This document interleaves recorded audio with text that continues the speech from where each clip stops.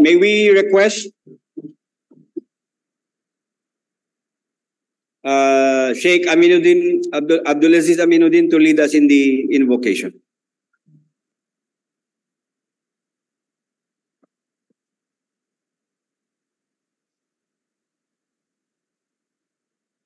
Bismillahirrahmanirrahim. Alhamdulillahi Rabbil Alamin. Ar-Rahman Ar-Rahim. Maliki Yawmiddin. Iyaka na'budu wa iyaka nasta'in. Ihdina as-siratal mustaqim. Siratal ladzina an'amta 'alaihim ghairil maghdubi 'alaihim waladdallin. Amin.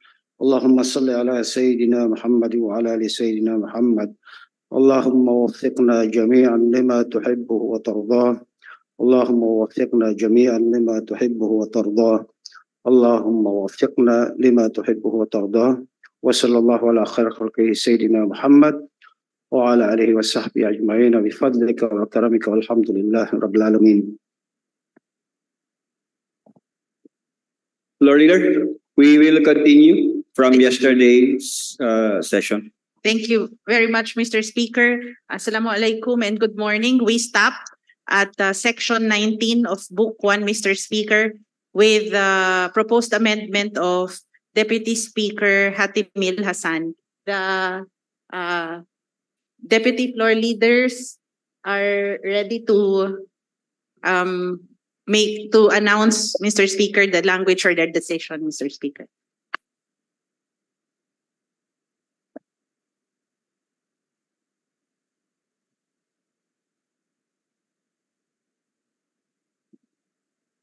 أعوذ بالله من الشيطان الرجيم بسم الله الرحمن الرحيم الحمد لله والصلاة والسلام على رسول الله رب اشرح لي صدري ويسر لي أمري واحلل عقدة من لساني يفقهوا قولي السلام عليكم ورحمة الله وبركاته.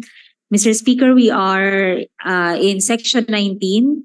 The proposal is coming from Deputy Speaker Hassan to incorporate the terms Lamitan City in the title of the section and the word Lamitan in its body.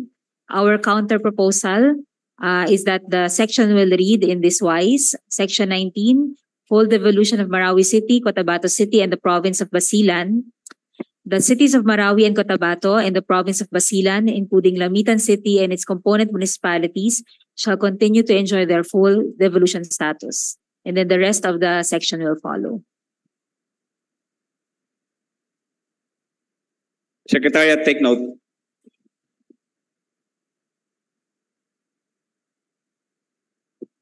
The next one, Mr. Speaker, is in section 20. The proposal is coming from MP Mawalil to add the sentence provided that the Ministry of Interior and Local Government or the next higher constituent LGU shall ensure that the lower local government unit concerned is capacitated to solely provide for such services or facilities at the earliest opportunity.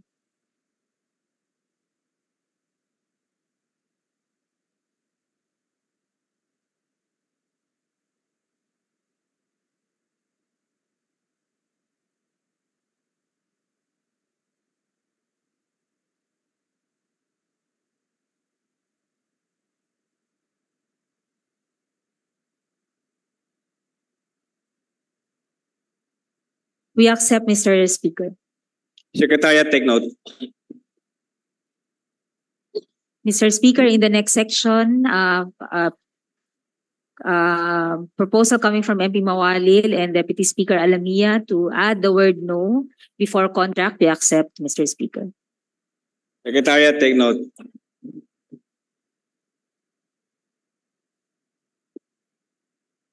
Mr. Speaker, in the next chapter, a proposal coming from MP Matalam on the first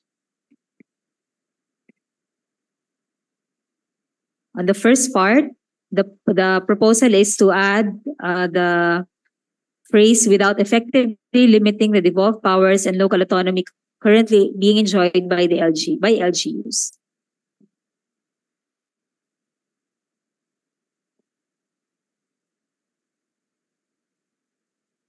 May I interrupt for a while? MP Secretariat, I cannot see what is being displayed in the screen.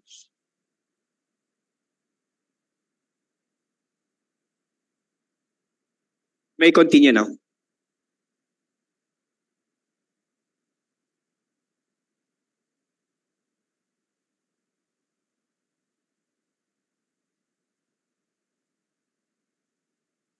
We reject the proposal, Mr. Speaker. Secretariat, take note. Mr. Speaker, in the same section, there is a proposal to add another item, letter D, coming from MP Mastura. To read in the as follows: in the exercise of this provision, the Chief Minister in all cases shall be authorized by the Cabinet composed of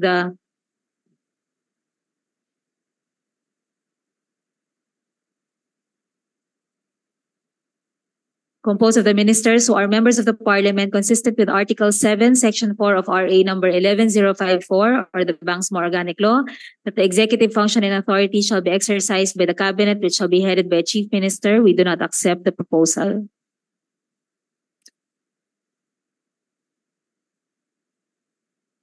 Secretariat, take note.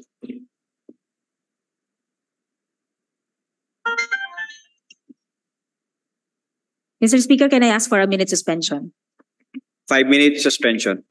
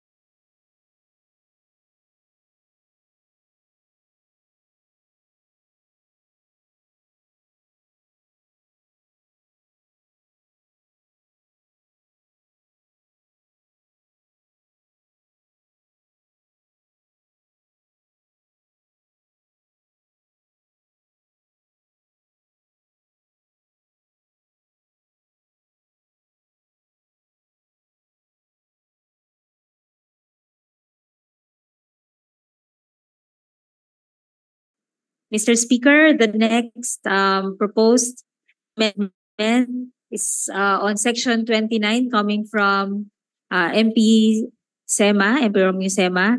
The proposal is to change letter A in this wise. Consistent with the basic policy on regional autonomy, the Parliament through the Chief Minister shall exercise administrative oversight over the LGUs in the Bangsamoro region, and followed by the rest of the paragraph. We do not accept the proposed amendment. Tama yan, tama. Dapat walang administrative oversight. No. Secretary, take note, they do not accept. Mr. Speaker, the next proposed amendment is on the paragraph D of the same section.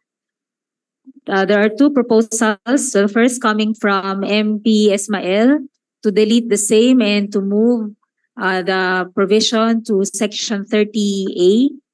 Another relevant provision, which is the next one here. And then another is from MP Mastura to add in the last sentence, provided something similar to the one earlier, provided in the exercise of this provision, the Chief Minister in all cases shall be authorized by the Cabinet composed of the ministers who are members of the Parliament, consistent with Article 7, Section 4 of RA number 11054 or the BOL, that the executive function and authority shall be exercised by the Cabinet, which shall be headed by a Chief Minister.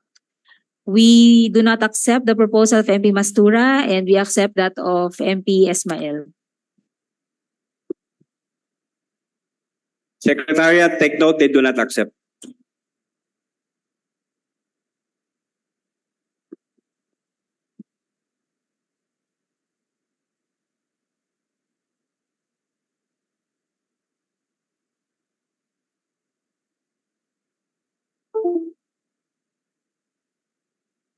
Mr. Speaker, I think this next section, Section 30, Paragraph A, we have two proposals. As earlier mentioned, the proposal of MP Ismail is to delete the first, the earlier.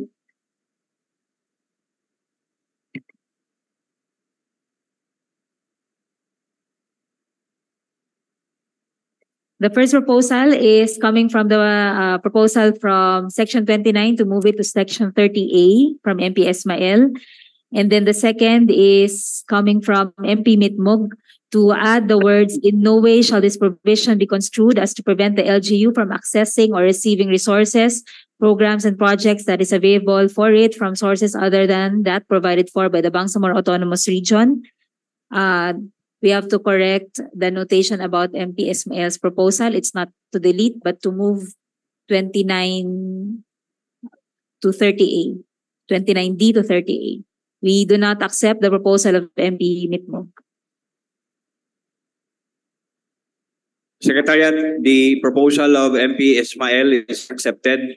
With respect to MP Mitmog, it was rejected. Mr. Speaker, Yes. I would like to ask for a vote. Can you please state that in motion? Mr. Speaker, I would like to move that I would like to ask for a vote in relation to this. There's a motion to vote on the Mitmog proposal. Any second? It's been seconded. Motion is approved. Secretariat, please determine first the existence of quorum before we proceed with today's first voting. Kasi hindi makadiretso. Hindi makadiretso. Kailangan coordinate. So, nag-deprive yung people. Local autonomy. Yes. Dapat equal rights. Na-enjoy ng other abuse outside the In the Zoom, those whose faces are not seen in the screen will not be allowed to vote. Very good, very good. Ayan ang mukha ko. Mr. Speaker, Yes. a brief manifestation. 1 minute suspension. What is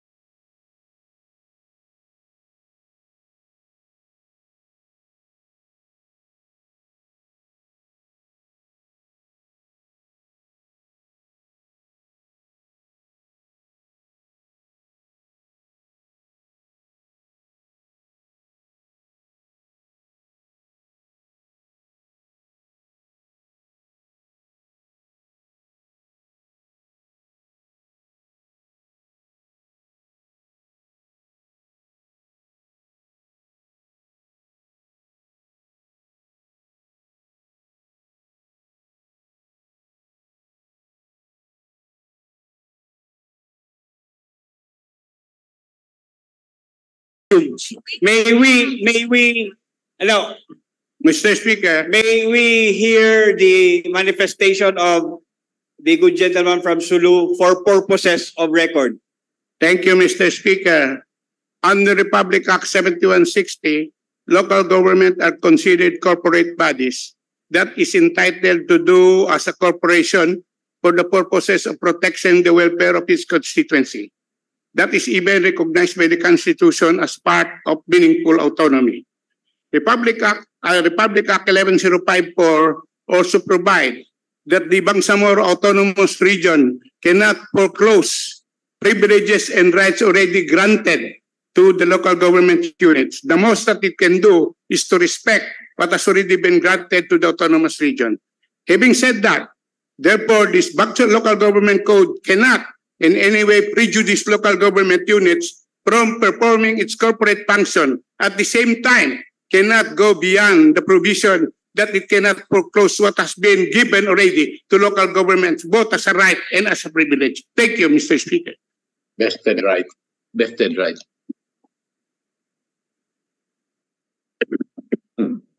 Secretary, no.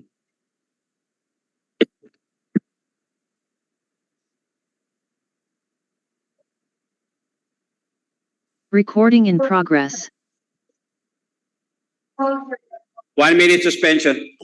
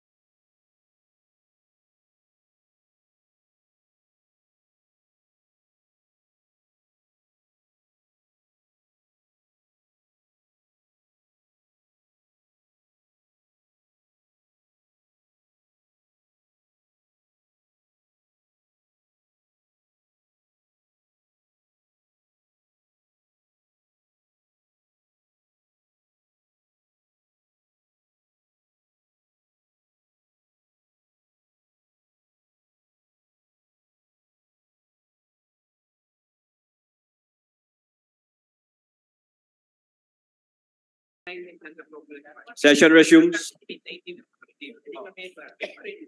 Mr. Speaker, the parliamentary status is There was a motion to divide. It was already ruled that we will divide the House. Secretariat, how many are? Mr. Speaker, Yes. I would like to, upon conferring with the proponents, Mr. Speaker, I would like to withdraw my my motion because we have reached into a conclusion wherein we can put it in another provision, Mr. Speaker, where it's appropriately founded. So it was inappropriately placed. Yes, they will be accepting it and hopefully At the proper upon the motion of the proponent, Mr. Speaker. So you're withdrawing the motion. Withdrawing the motion, Mr. Speaker. With the withdrawal of the motion to divide the House from the proponent of the motion, the division of the House is cancelled. Yes, Mr. Speaker, if we can ask that we go back to our document. Okay. Mr. Speaker, we accept the language. However, our counter proposal is to put it in section 2, letter D, where we talk about national programs, projects, policies, and standards. We feel that it is more appropriately placed there. Secretariat, take note. They rejected the proposed amendment. They accept the proposed amendment. Accepted the amendment with the counter proposal to place it elsewhere. Thank you, Mr. Speaker. The next, Mr. Speaker, is letter C, the proposal.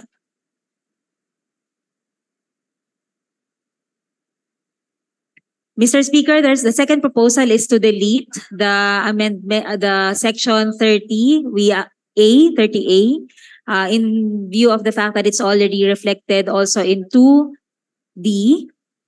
We accept the proposal of MPS to delete section 30A. Secretariat, take note, the proposal of MP Ismail is accepted. Next, Mr. Speaker, for the same section C, the proposal is to delete. We accept. Secretariat, take note, the proposal is accepted. Mr. Speaker, in letter D, there are a few proposals. The first coming from MP Mitmog, which is to incorporate a few another line, another sentence. Constituent local government units can also submit their request to the members of the Bangsamoro Parliament, who can pass it as a resolution or a letter request for the Chief Minister. What is the position?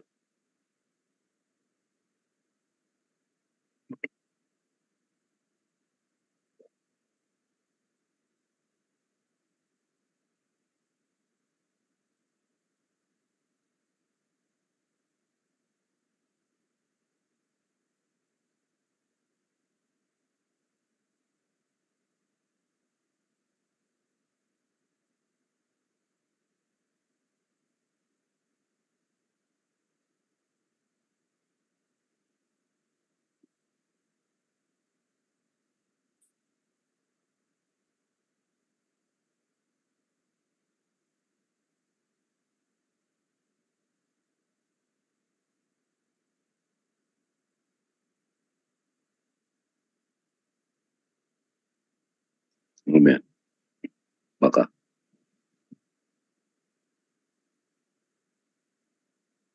1 minute suspension.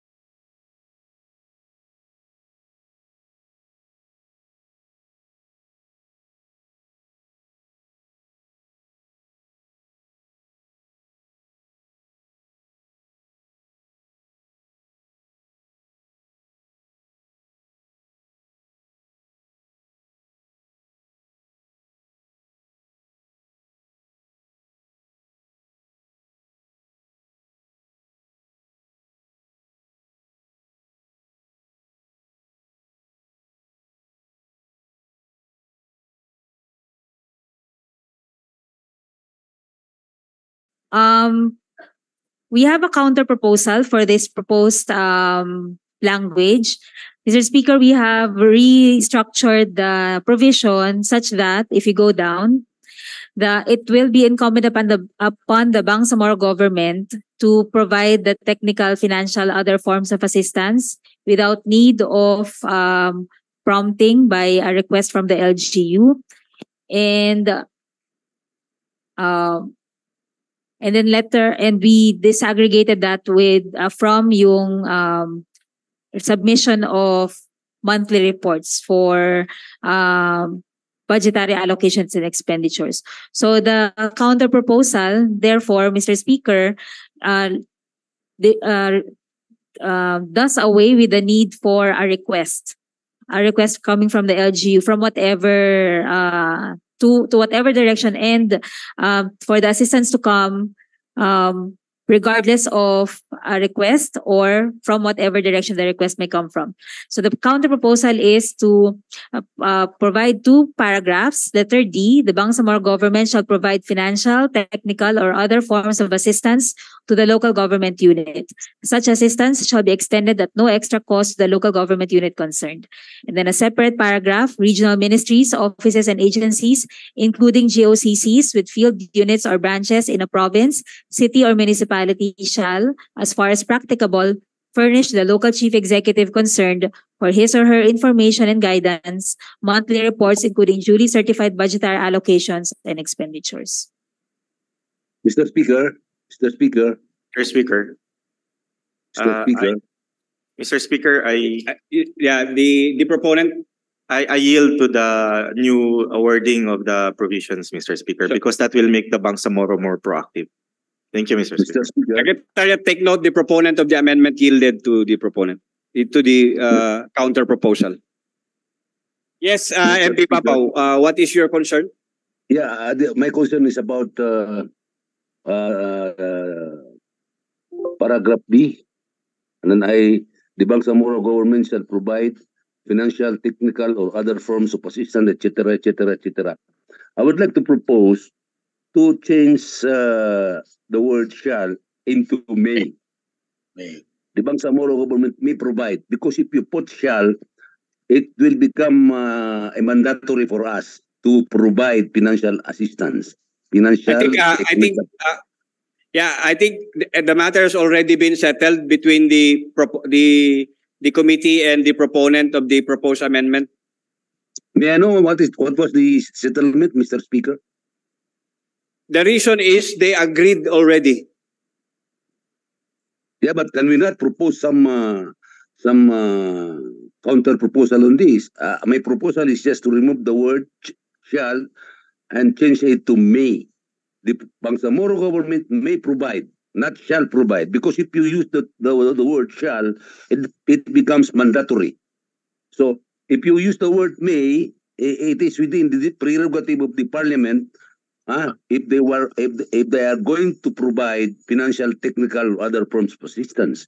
See, it is within the discretion. Okay, we will take that as a proposed amendment. We will hear from the committee whether or not they accept or reject your proposal. Mr. Speaker, we want the assistance from the Bangsamoro government to be mandatory, so we would like to retain the word shall. So the intent is mandatory. Yes, the lady from Maguindanao. Very good, very good. Thank you, Mr. Speaker. My proposal is to remove the word regional. So it will be stated as ministries, offices. We accept, Mr. Speaker. Take note, Secretariat, the proponent of the amendment and the committee agreed already on the counter proposal. The word shall be retained, and the word regional has been accepted by the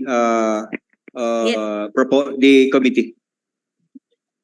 Thank you, Mr. Speaker. Just for the record as well, there is a proposed restructuring of the provision coming from MP Romeo Sema, but since we have a counter proposal of another means, just for the record, we do not accept the proposal submitted by MP Sema. We move. Secretariat, take note. We move, Mr. Speaker, to Section 31. We have three proposals coming from the MPs on this. The first from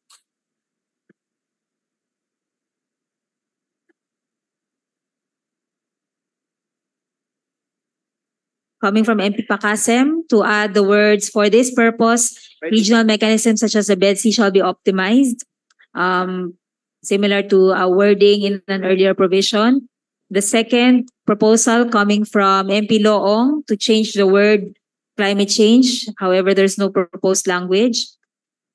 And then the third coming from MP Matalam to incorporate details for by which the Bangsamoro government will be able to maintain ecological balance from paragraphs B to G. Mr. Speaker, we accept the proposed language from MP Pakasem. We do not accept that coming from MPs Loong, Don Loong, and MP Matalam. Secretariat, take note.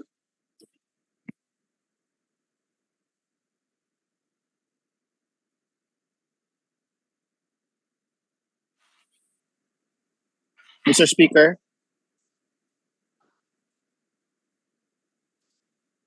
Yes, who is on the Zoom?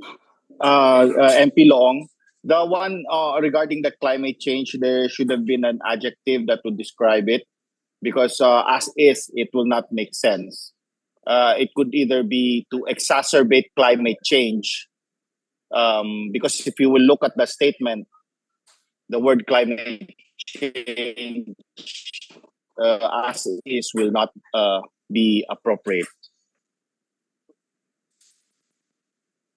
Mr. My proposal is Speaker, to add the word exacerbate or remove it totally, Mr. Speaker.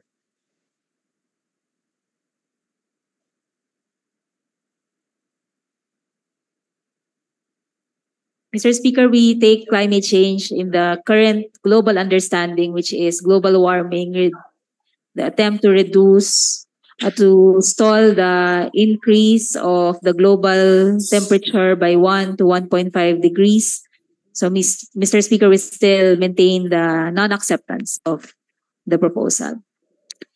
We feel that even if it doesn't exacerbate, if it affects climate change, then it has to be covered by this provision.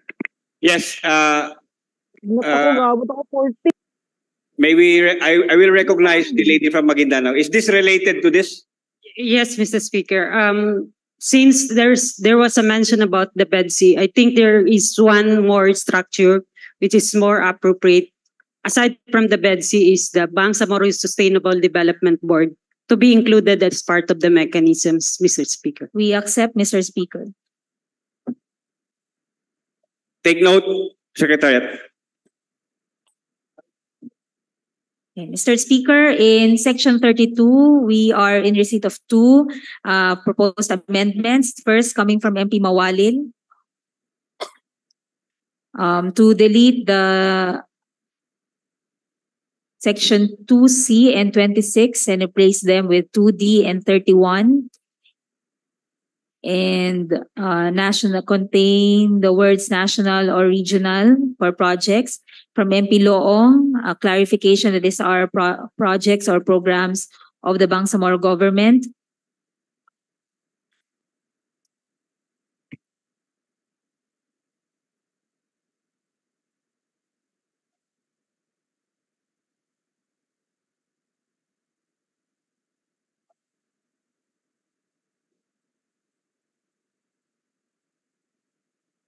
For the proposal coming from MP Mawalil, we accept the national or regional reference to projects, but not the deletion of 2C. It's still 2C, but we accept 31. For the proposal of MP Long, we do not accept. We feel that that should cover even national projects. Secretariat, take note.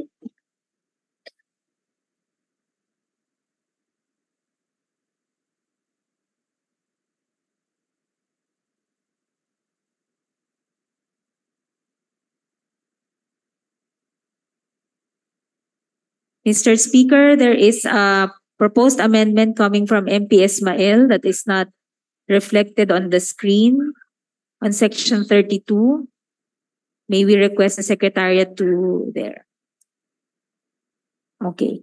The proposal is to insert the sentence, prior approval of the Sangguniang concerned shall be obtained when the project or program may cause adverse effects mentioned in the preceding section as determined by the MENRE. This qualifies the reference to the need for Sangguniang approval for projects or programs. So this will cover what were mentioned in the preceding section only. We accept the proposal. Yeah, may I clarify what kind of approval will that be? Mr. Budget. Speaker, yeah, it will probably take the form of a resolution. Secretariat, take note. Okay, Mr. Speaker, we go to section 40. We have Mr. Speaker, clarification lang. Yes, what is your clarification? Mr. Speaker, yung prior approval of the Sangguniang, ano yan, to apply to all projects, even projects proposed by MPs, members of parliament? Mr. Speaker, this has been clarified by jurisprudence, interpretation of a similar provision in the Local Government Code of 1991, where the language seems to include any project. However, the jurisprudence clarified that it will only cover projects that have the effects enumerated in the previous section. Which is climate change. Climate change, pollution, and the like. Okay, thank you. Pero Mr. Speaker, just to clarify that they did not qualify who implements the project. So regardless of who implements, if the project has such an effect, what we're trying to clarify in this proposed amendment is that the MENRE shall determine whether the effects sought to be prevented by the previous section are obtaining in the project for implementation. So, Mr. Speaker, the answer is the Parliament may still, members of Parliament may still propose projects provided that, propose lang naman, provided that it will not affect the environment. Tama ba yun? Or if it does, then the implementing ministry, agency, office will have to secure the approval of the Sangguniang before implementation. There's a qualification. Thank you for clarifying, Mr. Speaker. Mr. Committee, Madam Committee Member, Committee Chair. Thank you, Mr. Speaker. Next, Mr. Speaker, is Section 40. The proposal coming from MP Abatuan is to insert the words constituent and independent. We accept, Mr. Speaker. Secretariat, take note. Next, Mr. Speaker, is a proposal from MP Ampatuan for Section 41 to insert the term constituent. We accept, Mr. Speaker. Secretariat, take note. In the next section, Mr. Speaker,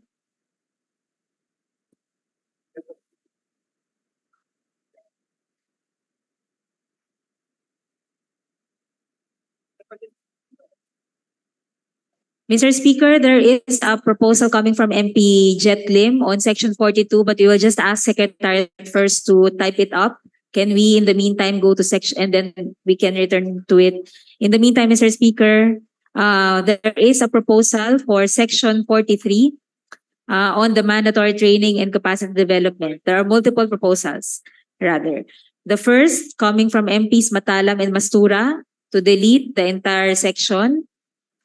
The second, coming from MP Loong, to clarify, to replace the words before he or she can assume with the words upon assumption to, and to qualify that the mandatory onboarding training program shall be 36 hours.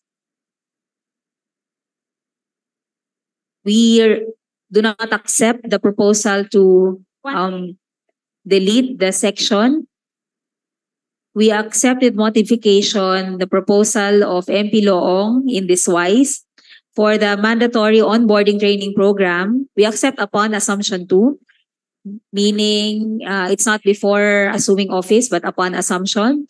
We accept an 8-hour period for the mandatory onboarding training program, and we would like to qualify that the mandatory and continuing training programs, which are distinct from the onboarding training program, be set at 32 hours.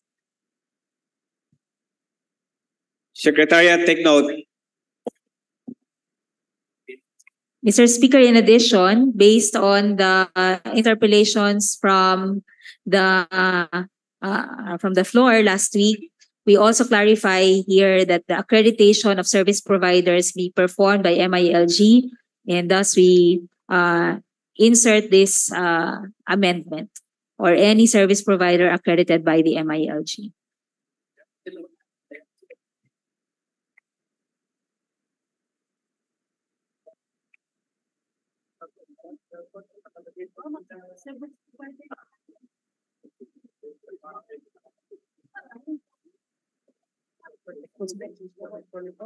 And then as another paragraph of section 43. Before you, Secretariat, take note, it was accepted.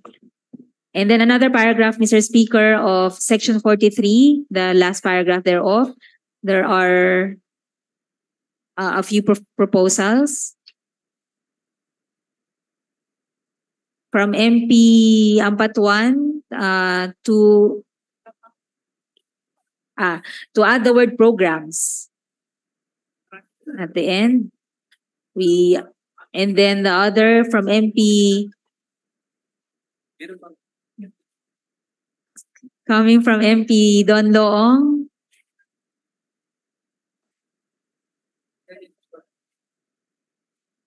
To delete the word disqualification and continue with be prevented from assuming his or her office, and replace the word disqualification with prohibition. We accept the proposal of MP Ampatuan. We do not accept. Mr. Speaker, we have a counter proposal for the two.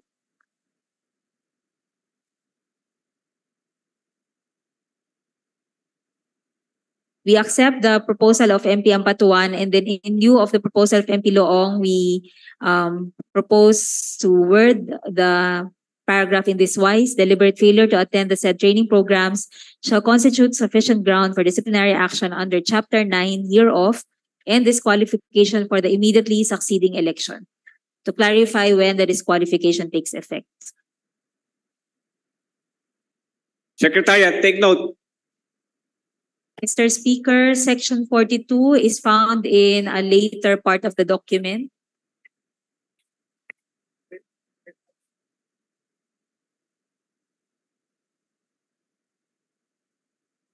The proposal of MP Lim is to qualify that the candidate for SK is a qualified voter of the Katipunan ng Kabataan.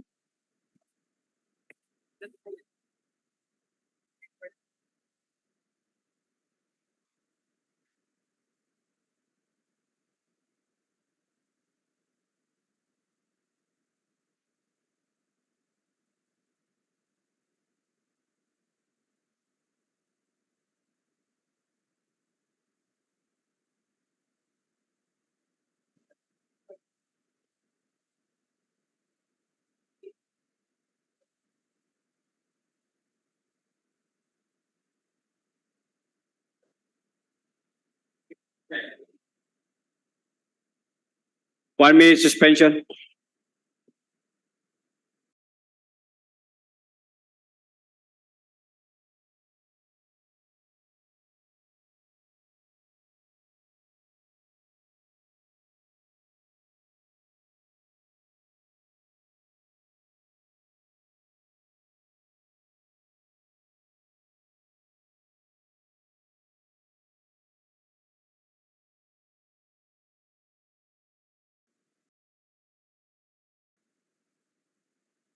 Session resume. Mr. Speaker, with the understanding that the qualification as a voter of Katipunan ng Kabataan should coincide with the 18 to 24 age requirement, we accept the proposed amendment. Secretariat, take note.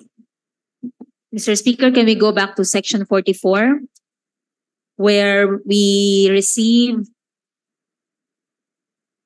3 proposed amendments? Coming first from MP Ampatuan to add the words literacy and with respect to financial management. Coming from MP Mitmog on to add in the components of the mandatory and continuing training programs for the local elected officials, Bangsamoro government laws and regulations. And coming from MP Mawalil, conflict sensitivity and peace building. We accept the proposal of MP Ampatuan. We accepted modification, the proposal of MP Mitmog to read as updates on regional governance, legislation, and other issuances. And we accept the proposal of MP Mawali. Secretariat, take note.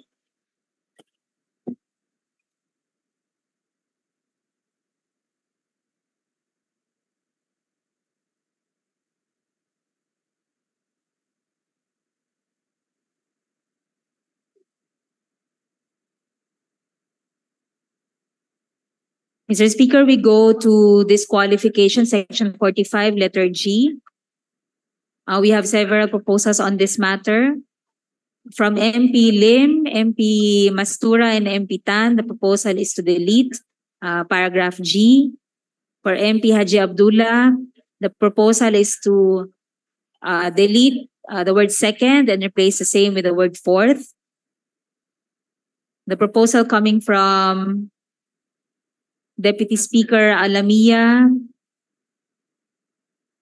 on to add the following: any candidate for the local election must declare in their certificate of candidacy the following statement: the candidate is not related within the second civil degree of consanguinity or affinity to any incumbent local official running for an elective position in the same province or municipality or barangay where the candidate seeks to be elected. And then to delete the words they including their spouses, shall be disqualified from holding or running for any local elective office within the same province. And instead, to introduce the following rules. Following rules shall apply for candidates running for different positions. The candidate or candidates seeking a lower office shall be disqualified from holding or running for any local elective office within the same province, city, municipality, or barangay, as the case may be, in the same elections. And number 2, for candidates running for the same position, the Bangsamoro Electoral Office, through the appropriate office of the Provincial Election Supervisor, shall determine by drawing of lots the candidates eligible to run for the said position. The election supervisor shall notify the candidates to appear before them for the drawing of lots within 48 hours after the period fixed by the COMELEC for filing of candidacy. We also have, Mr. Speaker, a proposal coming from MP Midtimbang.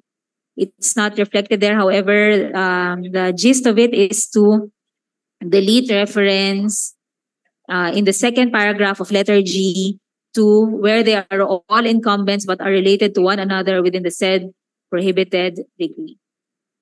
So, Mr. Speaker, we do not accept the other proposals except for that from DS Alamia.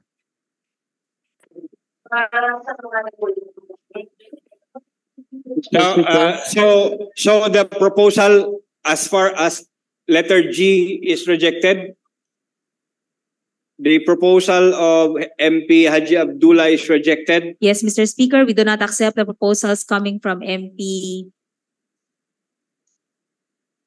Lim, Mastura, and Tan, and MP Haji Abdullah, and MP Midtimbang. We accept the proposal coming from Deputy Speaker Alamia. Secretariat, take note. Mr. Speaker, may I be recognized? Who is that? The gentleman from tawi-tawi is recognized. Thank you, Mr. Speaker. My proposed amendment to the disqualification pertains to the Sanjuan Kapitan, where in a provision that shall be provided by law. So, because of the rejection, may I move for the division of the House and my proposed amendment that the political amnesty be applied only to SK Kabataan in conformity with the Sangguniang Kabataan Reform Act and to no other position. Thank you. Now a motion to divide the House coming from the gentleman from Tawi-Tawi. Any second? Second, clarification. It has been seconded. The motion is approved. We will divide the House. Secretariat. Clarification, Mr. Speaker. Mr. Speaker, Yes. just a clarification, Mr. Speaker. Can we be clarified on what the amendments by Deputy Speaker Alamia, Mr. Speaker? We will first deal with the proposed amendment of MP Jetlim, MP Mastura, and MP Tan before we proceed with the query of MP Matalam as far as the proposed amendment of MP Alamia. Mr. Speaker, clarification. Yes. What is your clarification? Yung ako ba yan? Ako nire-refer ni Yes, presiding. you are recognized, MP Nabiltan. Thank you. Yung manifestation ba ni MP Jetlim is to vote on the deletion of paragraph G? Yun ba yun? Yes, and with the amendment that it only applies to SK. Yes, thank you. Mr. Speaker, just to clarify, may I request that my proposal be reflected on the screen? Because my proposal is actually iteration of the local government code plus the provision of the SK Reform Act on disqualification based on applicable to Sangguniang Kabataan. Thank you, Mr. Speaker.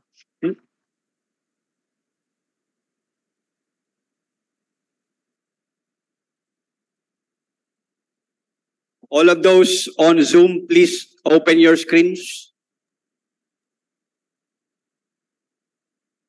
Those who will not open their screens will not be allowed, their votes will not be counted.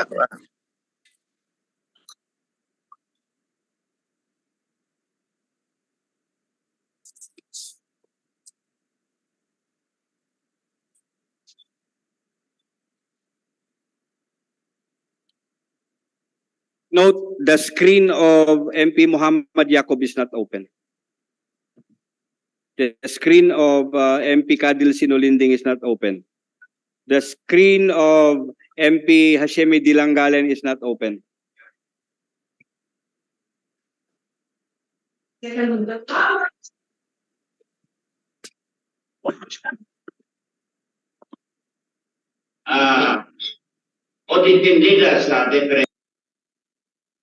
The screen of MP Baileng Mantawel is not open.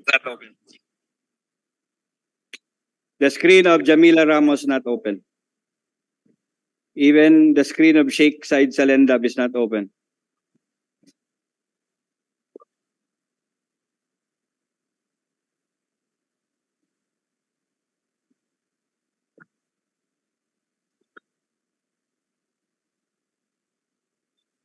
The rule is if you do not vote, you are deemed abstained.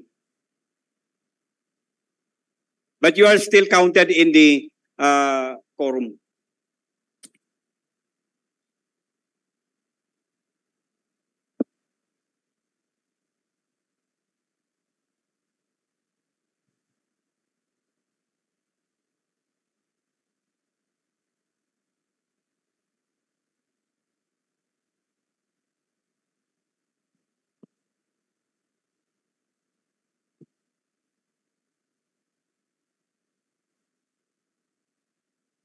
Currently, we are 55, 37 attended physically, 18 via Zoom.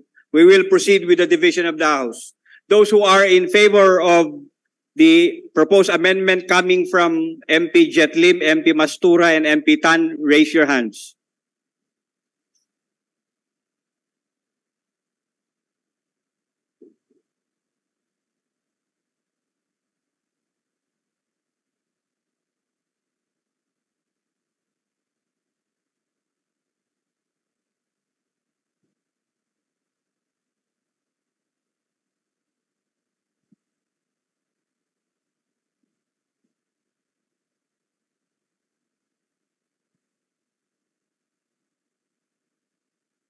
Okay na? Okay na?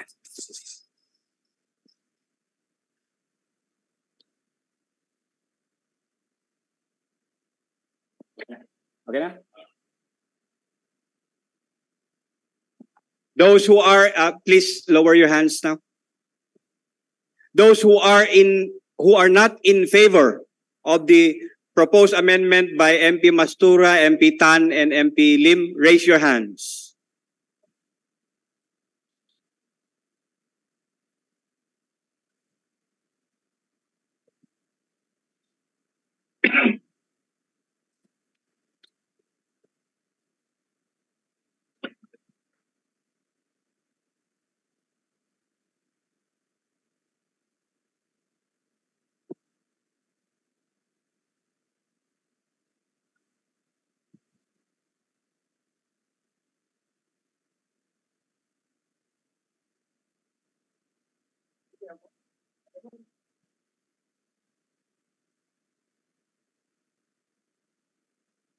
MP AD Ali, not in favor.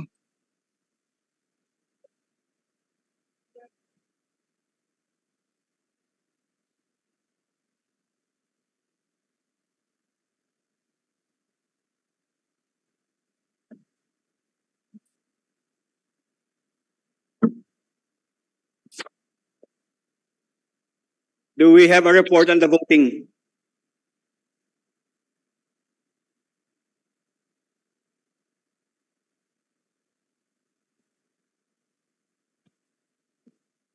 Mr. Speaker, MP AD Ali po. Yes, we already counted your vote. Thank you, Mr. Speaker.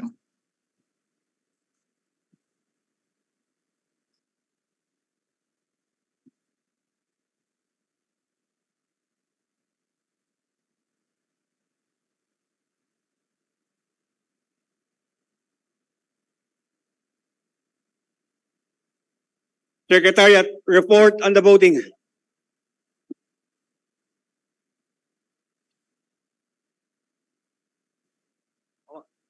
Yeah, you may now proceed with the report.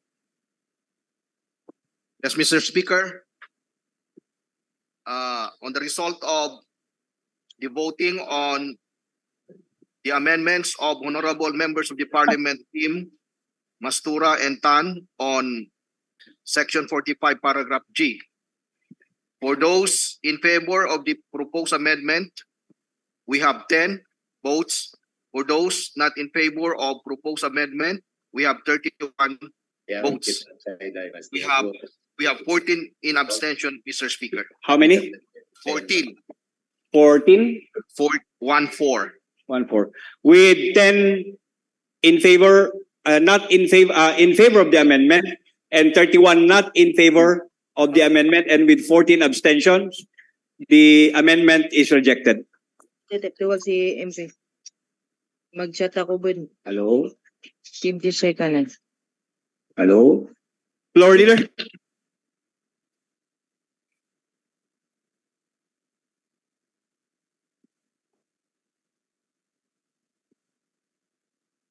Yeah, floor leader?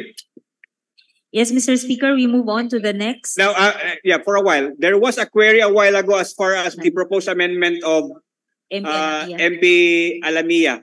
Can the Secretariat flash on the screen the text of the proposed amendment by MP Alamia?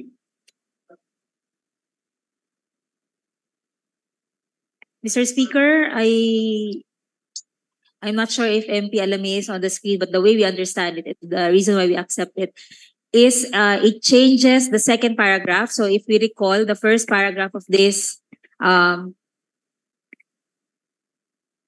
item refers to there being only one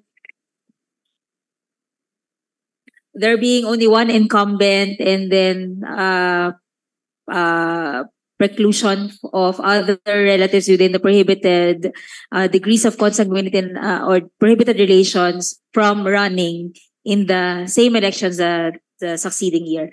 The second paragraph of paragraph G refers to the instances where, number one, there are no incumbents among those intending to run, or number 2, all of them are incumbents. So the proposal of MP Alamia is rather than to disqualify all of them from running, number 1, the one reflected on the screen is that the ones running for the lower office shall be disqualified. So meaning the favored candidate will be the one running for higher office.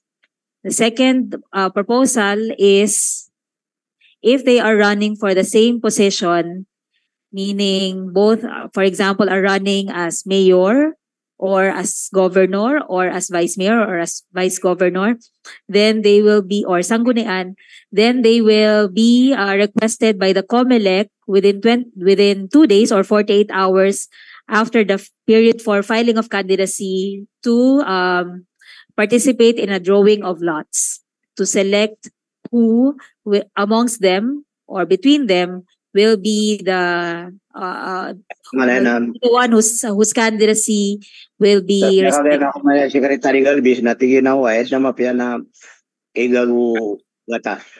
There is no, may I clarify?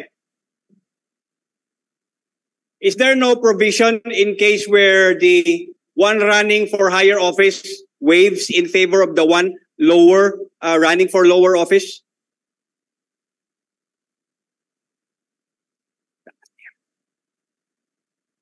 Yeah, I have a clarificatory question here.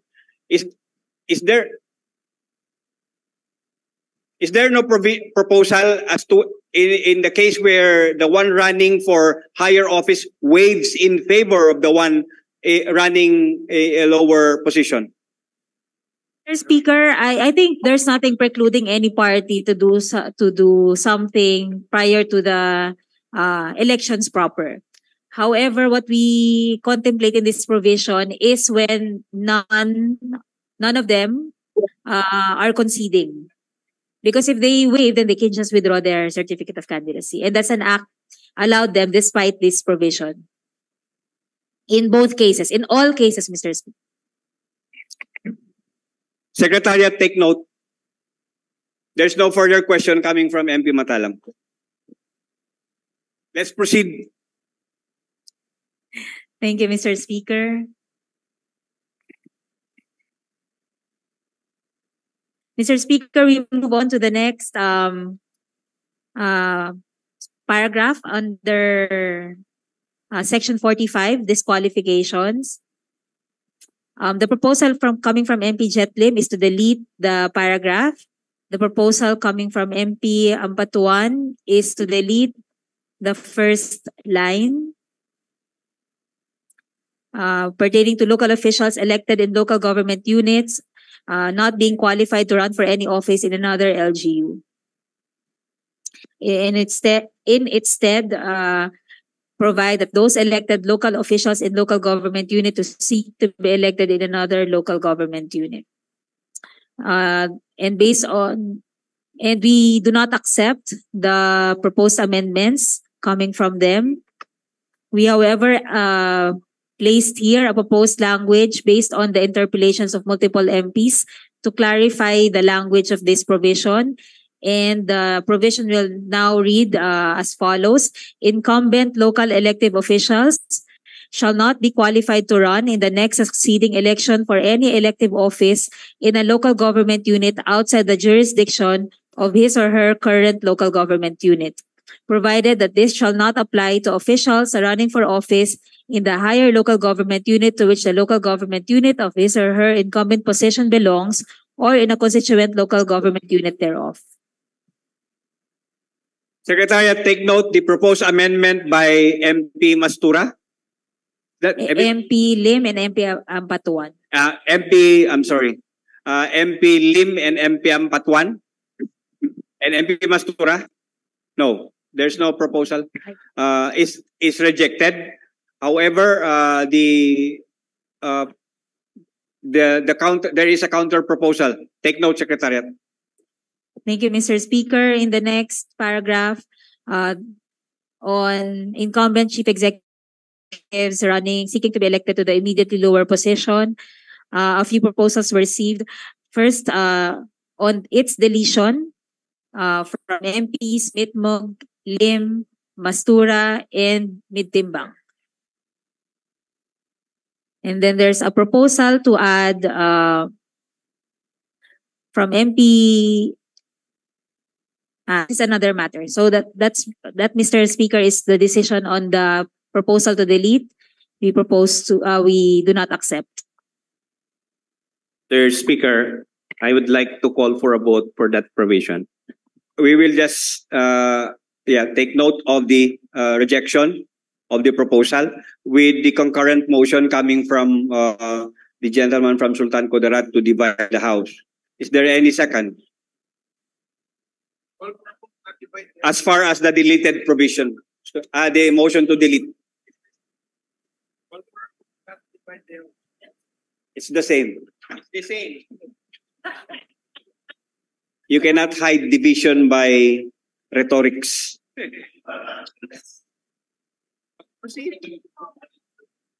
Magaling yung precise na yan. So, is there any second to the motion of the gentleman from Sultan Kudarat? Second. It's been seconded. The motion is approved. We will proceed with the division of the House on the presumption that we still have the same number as counted a while ago by the Secretariat, 55. Again, we remind those in the Zoom to open your screens if you want to vote. If you don't open your screens, you will not be allowed to vote.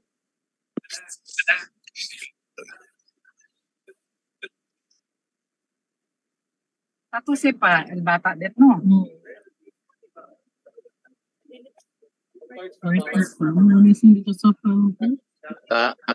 Naka-unmute kayo, maingay. Nagsasalita, oh. There is, we will now proceed with the voting. Those who are in favor of the proposed amendment from MP Mastura, MP Lim, and MP Midtimbang, raise your hands. And MP Mitmog, rather. Kasi mahirap po kayo makadagkas mamaya.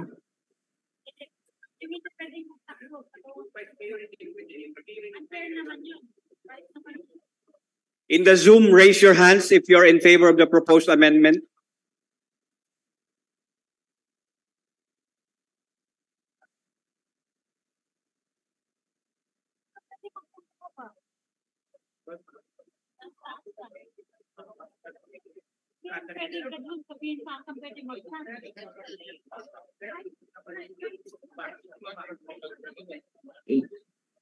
Helicopter.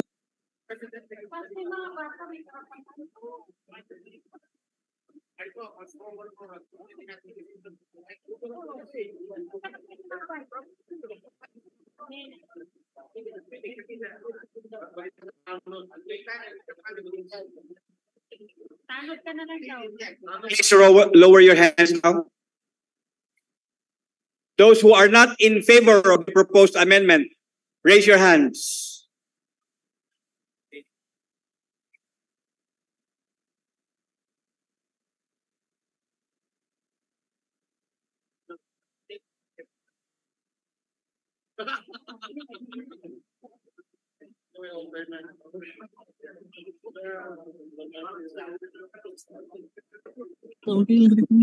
Si Tart, it's really hard. Sorry.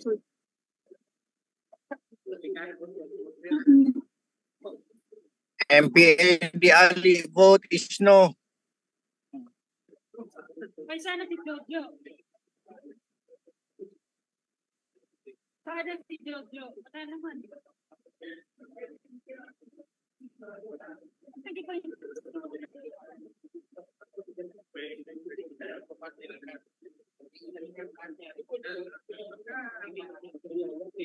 Secretariat, is there now a return on the vote?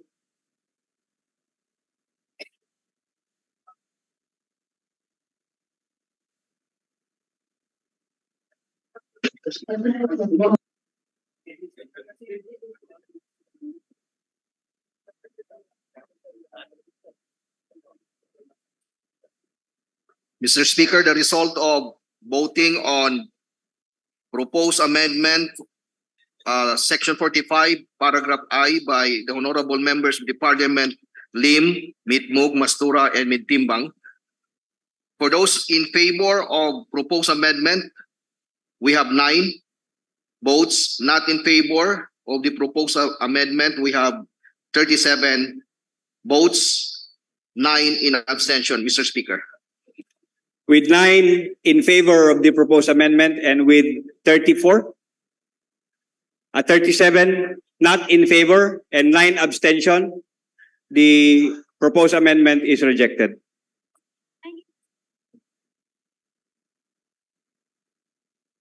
Thank you, Mr. Speaker. We go to proposed additional items under the same section on disqualifications. This language is based on interpellations of multiple MPs during the period of interpellations. It pertains to the mandatory training requirement. So those incumbent elective officials who fail to comply with the requirements of Section 43 hereof. So it clarifies that the disqualification pertains only to incumbent elective officials. Next, Mr. Speaker. So you reject the amendment? We accept the... You accept. Secretariat, take note, the amendment is accepted. Mr. Speaker, another item proposed to be added to this section is coming from MP Lim. Ito yung sinasabi niya kanina. Yes, Mr. Speaker, so we've placed it here instead of Section 45G earlier. So this was what he was referring to. Our proposal is to accept we accept the proposal, Mr. Speaker. Secretariat, take note, the amendment is accepted. But to clarify that it is a separate disqualification, not in lieu or vis letter G. Mr. Speaker, we go to Section 46 on the manner of election. We only have one proposal on this section coming from MP Matalam to insert as prescribed by law. However, we don't know, we are not sure where the proposal to insert the phrase should be located. If there is no clarification, we can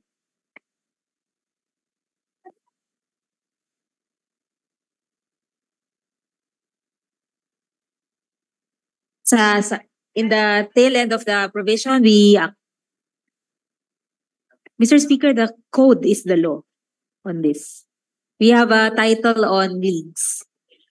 So we don't accept the proposal, but maybe we can counter propose with as provided herein. Secretariat, the proposed amendment is rejected. However, there is a counter proposal.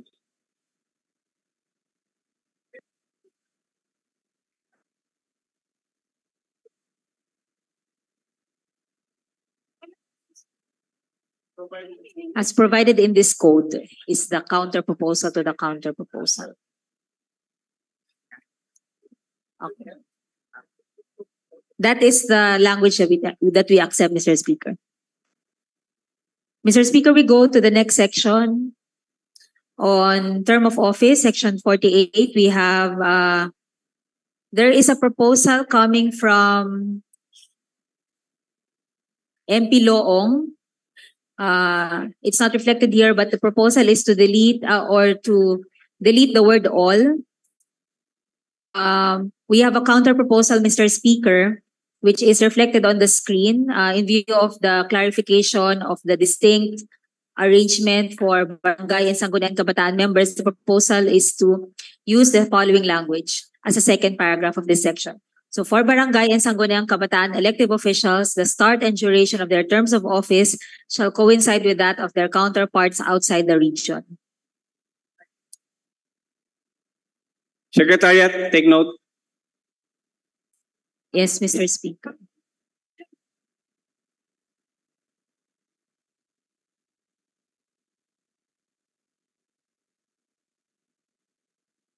By region, we refer to the Bangsamoro Autonomous Region, of course. Mr. Speaker, the next proposal is coming from MP Lim for sections 49 to 52 pertaining to permanent and temporary vacancies to revert to the language of the 1991 LGC or Local Government Code we do not accept the proposed amendment, Mr. Speaker. Secretariat, take note.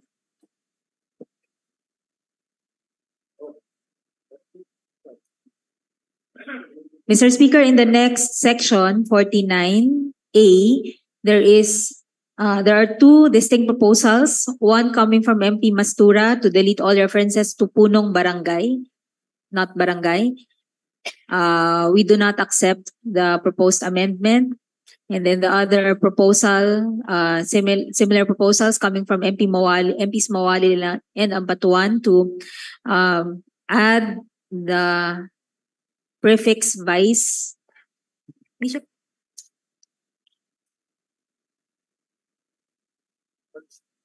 Add the word vice before governor and mayor as indicated on the screen. We accept the proposals from MP Mawali and Ampatuan. Secretariat, take note. The amendment is accepted. Mr. Speaker, in the same section on paragraph B, the proposal of MP Mastura is to delete the paragraph. Happy there. The proposed amendment in the previous section, the proposed amendment of MP Mastura was not accepted, while the proposed amendment of MP Mawali and Ampatuan were accepted.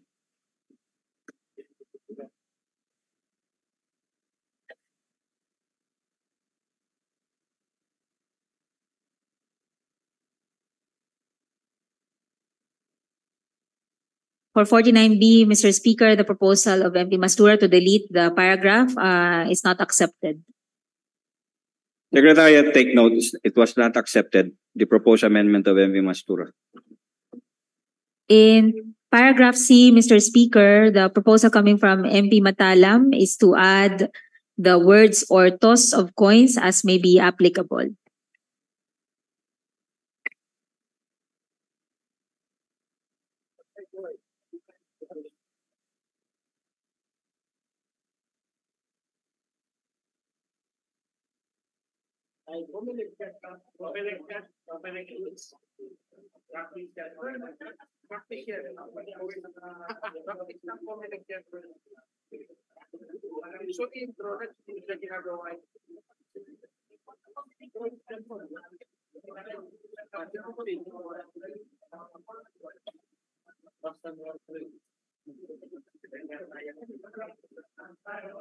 One minute suspension.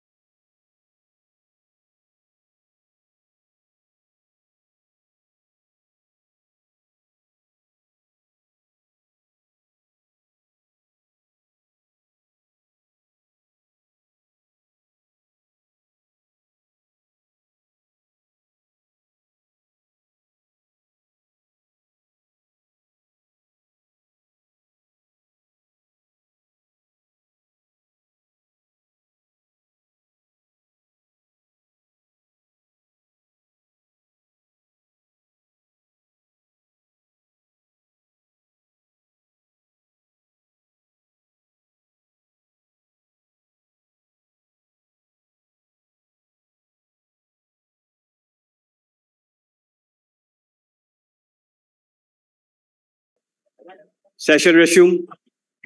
Sir Speaker, going back to the proposed amendment of MP Matalam to add Toscoin as an option, we do not accept. Secretariat, take note.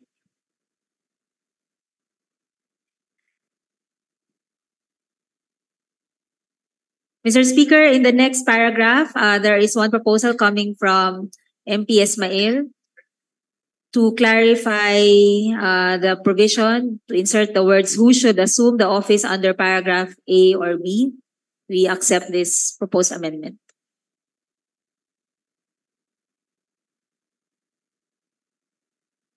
Secretariat, take note. The proposed amendment is accepted. Mr. Speaker, in the next section, section 50, there are a few proposals. First, coming from MP Mastura, the proposal is to delete subsection 1.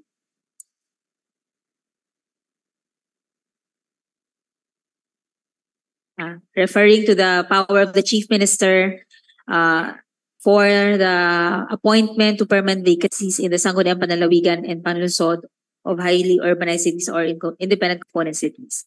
Speaker, I'd just like to reflect that I had an amendment there before section 50 and I proposed to delete that provision. I just wanted to be on record that I made a proposal there to delete that amendment. I'm not calling for a vote, just for the record that I asked for an amendment there. The previous section where MP Ismail is there, that's the one I said that I feel it's an involuntary servitude to force somebody to assume a post that he doesn't want to. Yes, thank you. Just for the record. Secretariat, take note for the record.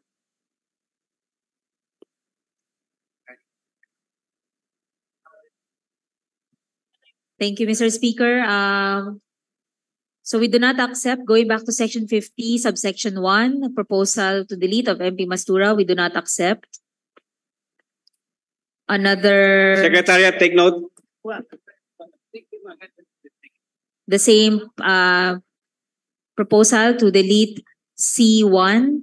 Again, the power of the Chief Minister of appointment is proposed to be deleted. We do not accept that, Mr. Speaker. Secretariat, take note. The third proposed amendment coming from MP Ismail to add a new item to read as follows: except for barangay elections, no candidate who lost in any election shall, within 1 year after such election, be appointed to the vacant position hereunder, provided that the appointee shall possess all the qualifications and none of the disqualifications prescribed for the corresponding elective office. We accept this proposed amendment.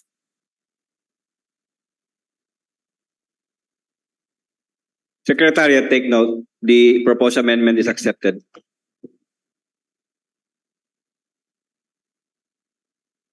Mr. Speaker, we go to section 51. A proposal coming from MP Mawalil to insert the words in their absence.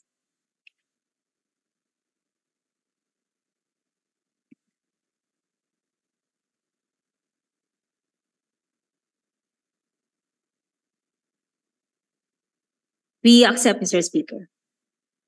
Secretariat, take note.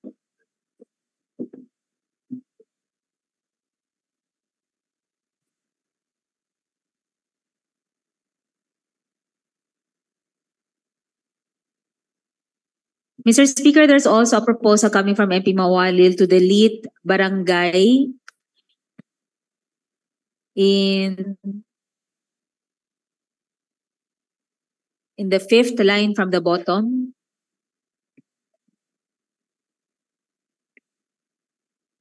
We accept that proposal as well, Mr. Speaker. You accept the proposal to delete?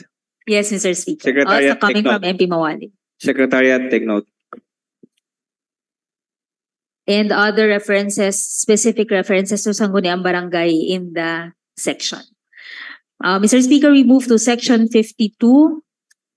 This was proposed by MP Mastura. This section 52 is proposed by MP Mastura. The proposal is to delete the entire provision and restore applicable provisions in the 1991 Local Government Code. We do not accept that proposed amendment, Mr. Speaker. Secretariat, take note. Another proposal coming from MP Matalam is to Mr. Speaker, Who is that? Mr. Speaker, Yes, who is that? The gentleman from Sulu is recognized. MP Loong, Mr. Speaker. You are recognized. MP Loong. Yes. You are recognized. In view of the deletion of the barangay, I'm wondering if, thank you, Mr. Speaker, maybe we need to remove the G in the sangguniang, in the previous Mawalil amendment in section 52 where we removed the word barangay. So it was still stated sangguniang member. Maybe it should be sanggunian member. Thank you, Mr. Speaker. We accept, Mr. Speaker. The proposed amendment by MP Don Long is recognized. Is accepted. Yes, Mr. Speaker, we going back to the proposal on Section 52 coming from MP Matalam is to insert the phrase from among the qualified members of the same political party by which caused the vacancy for both A and B of the same section. We have a counter proposal. Mr. Speaker, the counter proposal reads as follows, as an insertion to paragraphs A and B, provided that if the member of the Sanggunian which caused the vacancy belongs to and ran under a political party, the appointments shall be made from among the qualified members of the same political party. Applicable to both paragraphs. Accept? We have a counter proposal, Mr. Speaker. So you reject the proposed amendment, but you have a counter proposal. We accept the idea, Mr. Speaker, but with a relanguaging. So the Secretariat take note of the counter proposal. Thank you, Mr. Speaker. We go to other permanent vacancies under Section 52. We have a proposal again coming from MP Matalam to remove reference to the MILG and instead mention the Chief Minister for the making of simultaneous appointments. Our counter proposal is to mention the two appointing authorities indicated in this section. So to the language to read in this wise, the Chief Minister and the Minister of Interior and Local Government. So we accept, Mr. Speaker, with modification. Secretariat, take note they accept with modification. Yes, the gentleman from Pagaluan. Mr. Speaker, siguro lagay na lang natin upon recommendation of the Chief Minister. And in MILG upon the recommendation of the Chief Minister.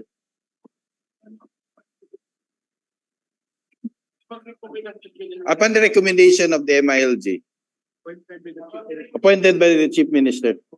Mr. Speaker, if we can go to the language in the row before this. Sa taas po. Okay, you proceed. We will suspend for 1 minute. You review.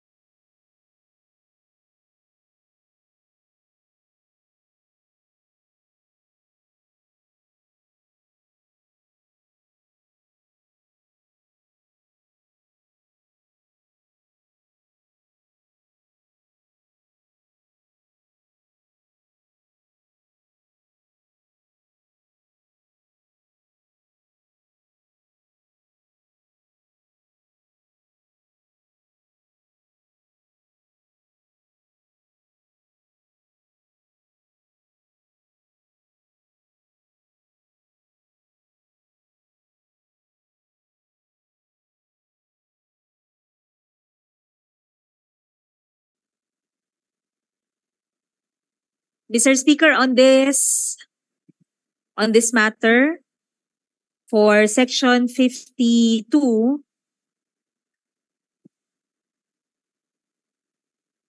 on the previous row first.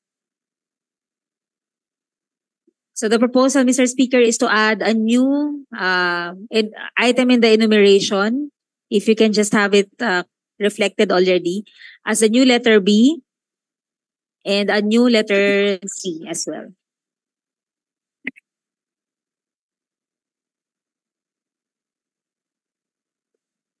So, Mr. Speaker, we retain item A or paragraph A.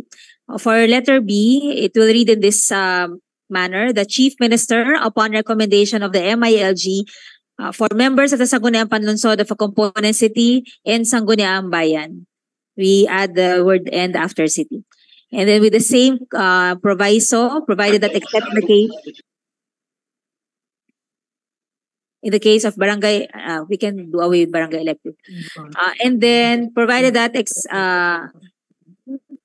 that if the member of the Sangguniang which caused the vacancy belongs to and ran under a political party, the appointment shall be made from among the qualified members of the same political party. For letter C, we retain the authority to appoint for MILG.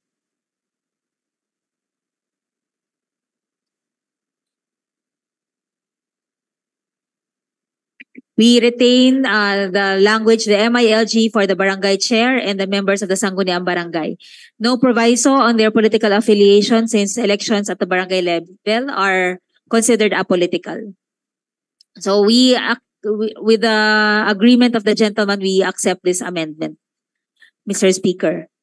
Secretariat, take note, the committee accepted the amendment. And then, Mr. Speaker, MPA Di Ali po. The gentleman from Tawi-Tawi is recognized. Yeah, Mr. Speaker, in my research at saka ang pagkaalam ko since noon na yung paggamit ng sanggunian panlalawigan o sanggunian bayan, dapat yan po ay sangguniang panglunsod, sangguniang panlalawigan. May G po yan. May G po ang sangguniang. I therefore move, Mr. Chair, to retain. Kasi narinig ko kanina, tinanggal po yung G na yan. Ginawang sanggunian. Sangguniang is an adjective of panglunsod. Sanggunian is a noun. So pag ginamit po natin yan, sangguniang panglunsod, dapat may G po yan because sangguniang is used as an adjective of panglunsod at panglalawigan at pangbayan. I move, Mr. Chair.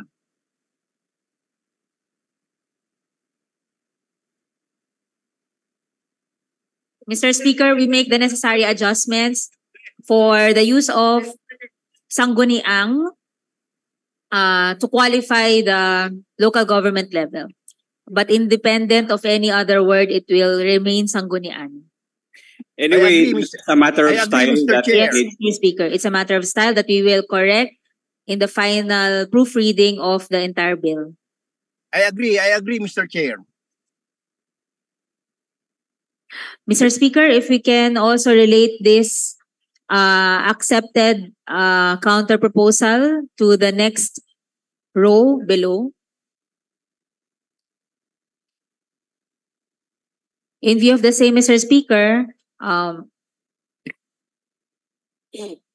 since there is still power of appointment or authority to appoint given to both officials, we insist on our counter proposal. We do not accept we accept with modification, Mr. Speaker. Secretariat, take note, the committee accepts with modification. Mr. Speaker, there is a proposal from also on this matter from MP Sema to delete the entire provision in favor of the governor and mayor's appointive authority. We do not accept the proposed amendment from MP Sema. We'll just reflect it also on the document. Secretariat, take note. Mr. Speaker, the next section 53, A proposal coming from MP Mitbog to delete the entire provision, we do not accept. Secretariat, take note. The proposal of MP Mitmog is rejected. On the next section, section 54, we have two proposals. The first coming from MP Mastura to delete the entire provision and restore the applicable LG Code of 1991 provisions. A proposal coming from MP Mitmog to add qualification of the local official in case of section 54A and B must be a resident of the province, city, or municipality in res section 54A or the barangay in res section 54B. So we do not accept the proposal of MP Mastura. We respond to the proposal of MP Mitmog in the next rows. Secretariat, take note. The proposed amendment of MP Mastura is not accepted.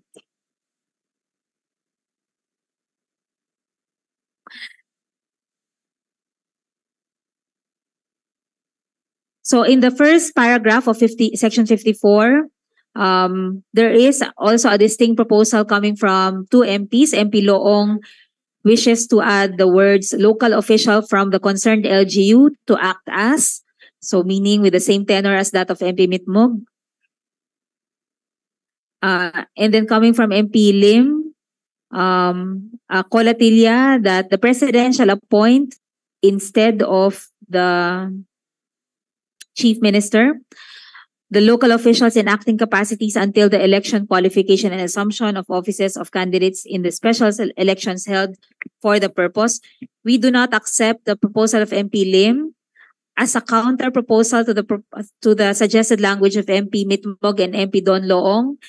We have provided this rewording to read as follows: 54A, in case of vacancy due to failure of elections in a province, city, or municipality that goes beyond noon of June 30 of the election year, the Chief Minister shall designate an officer in charge from among the local appointive officials of the same local government unit until a qualified duly elected official shall have been proclaimed and assumes office. Noting, Mr. Speaker, that we already require appointive local officials to be residents of, preferably residents of the same locality. So we accept with modification the proposals of MP Mitmog and MP Don Loong. Secretariat, take note. The committee accepted with modification the proposal of MP Mitmog and MP Loong. Mr. Speaker, clarification. Yes, gentleman from Sulu. My name, sir, is Nabil Tan. MP Nabil Tan, the gentleman from Sulu. Thank you. Clarification lang, in that case, is the president precluded from making appointments in case of failure of elections for provincial level down? Are we removing that power of the president to appoint?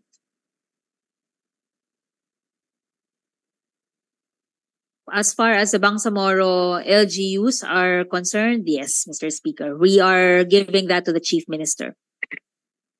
Thank you, thank you.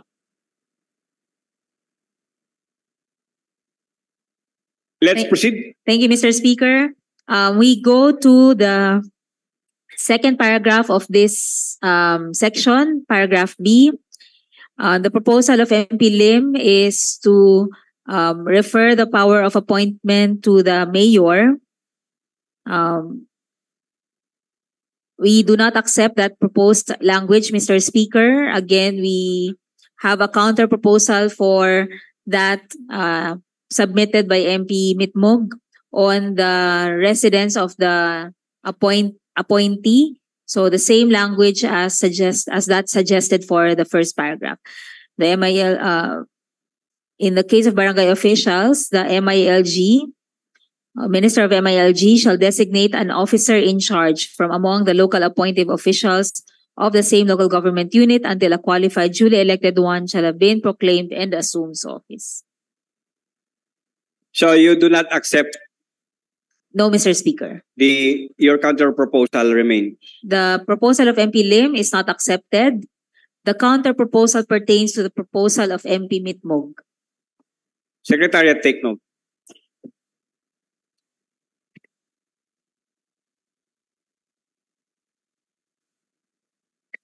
the next paragraph of the same section, Mr. Speaker, we have a proposal coming from MP Mawalil to delete the word selection of the, and then also add the words a resident of the local government unit concerned and his or her selection shall be. Mr. Speaker, in view of the suggested language of the two previous paragraphs, we reiterate that it has been this same proposal on the residence of the officer in charge has been dealt with. And then in relation to this, we have a counter proposal to add the word appointive. Secretariat, take note. And then, Mr. Speaker, on this section as well. May I recognize the other gentleman from Sulu?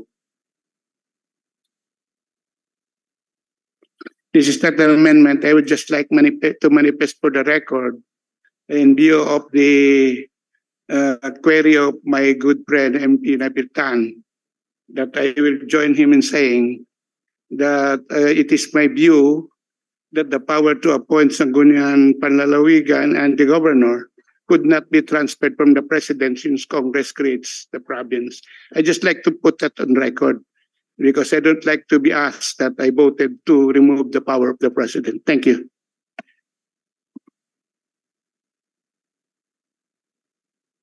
Thank you, Mr. Speaker. If we can now go to the next section, the last under this chapter, section 55. There is a proposal coming from MP Lim to refer leaves of absences not to any other authorized representative of the Chief Minister, but directly to the Minister of Interior and Local Government when authorized as such by the Chief Minister.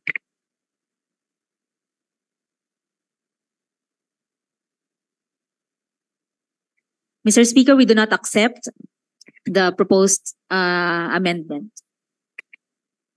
Secretariat, take note.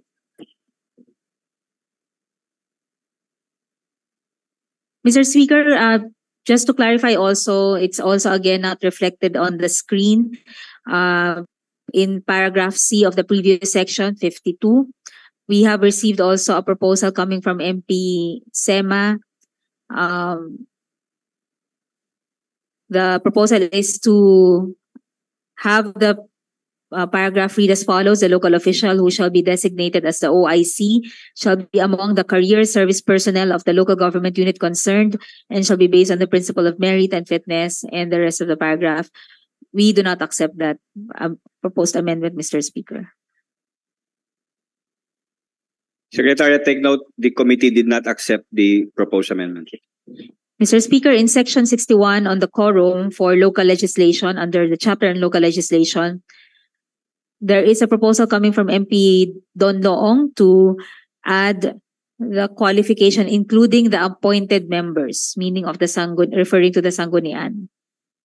Mr. Speaker, we would like to issue a clarification. The provisions of this code have made all members of the Sanggunian elective, including the sectoral, in some manner, and not merely appointive. So what we propose to replace the phrase with is including the sectoral and ex-officio members.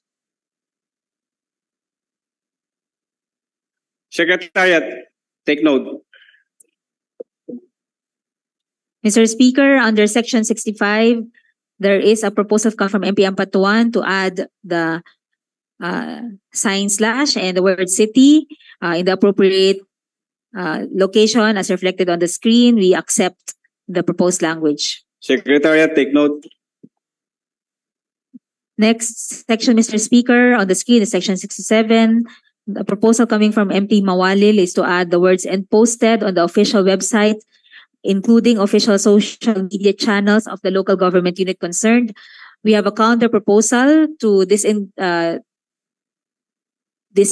this from the effectivity issue of ordinances and resolutions, to add a separate section to read as follows: online availability of ordinances or resolutions Local government units shall, as far as practicable, maintain an official website and/or official social media accounts for the purpose of, among others, posting all approved ordinances or resolutions or the gist thereof of their respective sanggunian.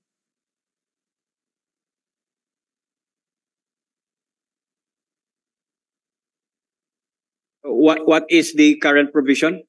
On the effectivity of ordinances, Mr. Speaker, we don't want the posting on official website to determine the effectivity of enacted ordinances and approved resolutions, especially in light of other LGUs not having that interconnectivity. So we propose a separate section. Note the proposed amendment by MP Mawalil is not accepted, but there is a counter proposal. Let's proceed. Yes, Mr. Speaker, in Section 68, we have two proposals coming from MPs Mastura and Mitmog. For MP Mastura to add the word city, and for MP Mitmog to add a separate paragraph, which is to read as follows: the MILG shall provide a quarterly report as to the important ordinances enacted by the Sanggunian to the Bangsamoro Parliament and the Chief Minister. Sorry. Kay MP Ampatuan po pala yan.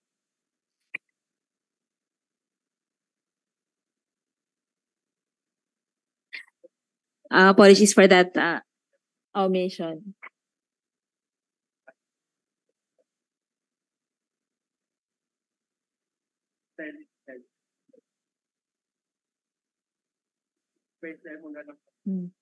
And then, Mr. Speaker, we have a counter proposal to both.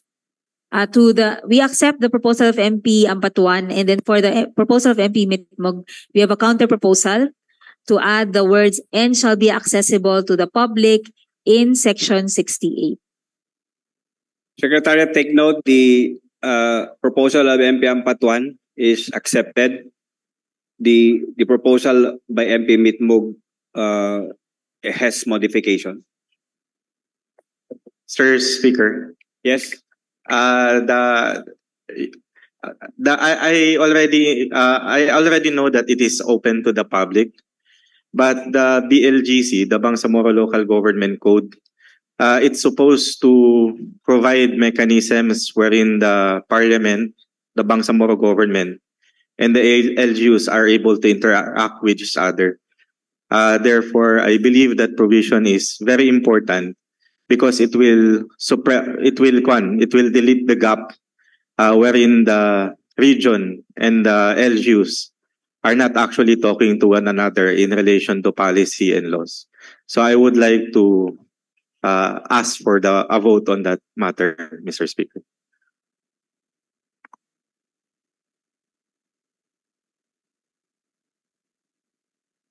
There is now a motion to divide the House as far as the Mitmog proposal.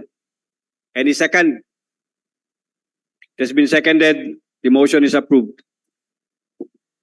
Secretariat, do we still have quorum?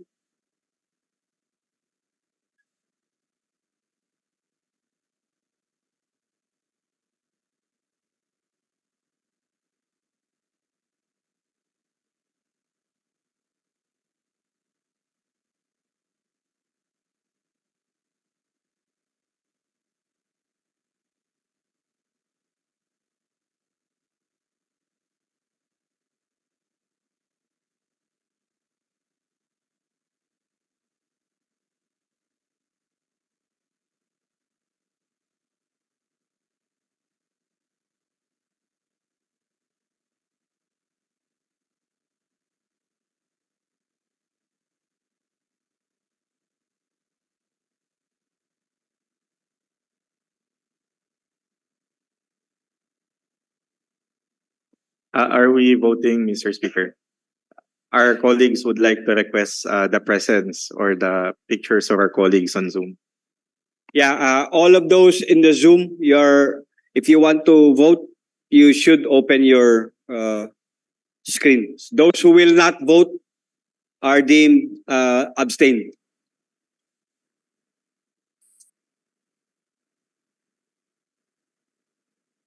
Those who are in favor of the Mitmog proposal, raise your hand.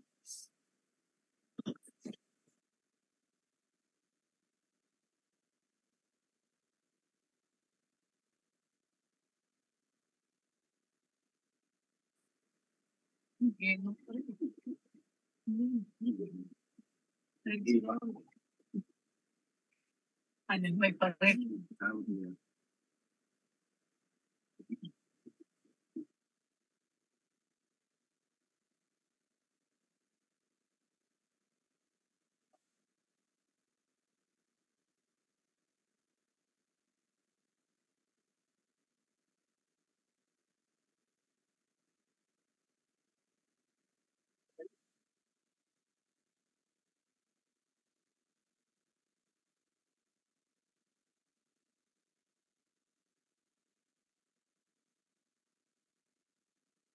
Please lower your hands already. Those who are not in favor of the Mitmog proposal, raise your hands.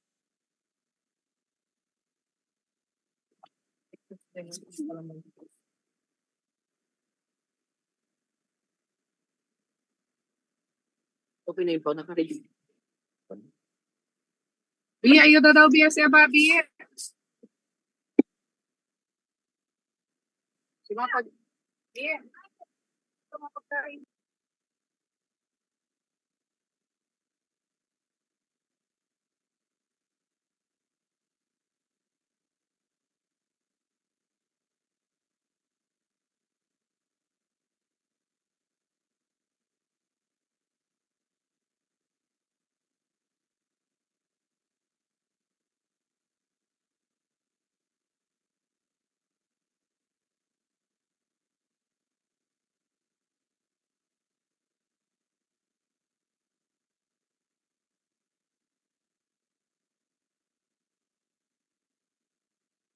Now lower your hands.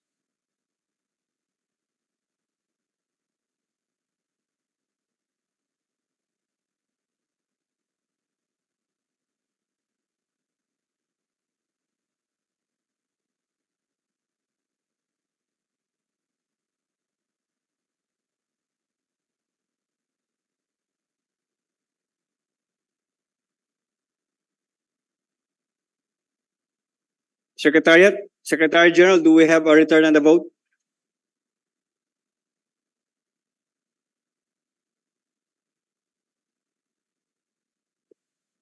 Mr. Speaker, the result of voting on the proposed amendment of MP Mitmog on Section 68.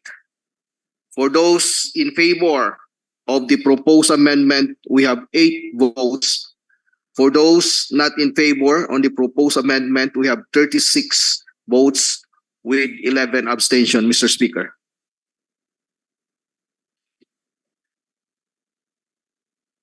With 8 yes votes, 36 no votes, and 11 abstention, the Mitmog proposal is rejected. Thank you, Mr. Speaker. We move on to the next chapter, Chapter 9. The first proposal on the screen is from MP Mastura.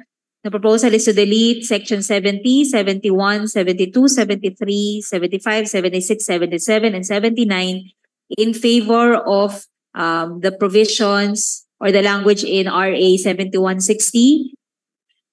We do not accept the proposed amendment. Secretariat, take note.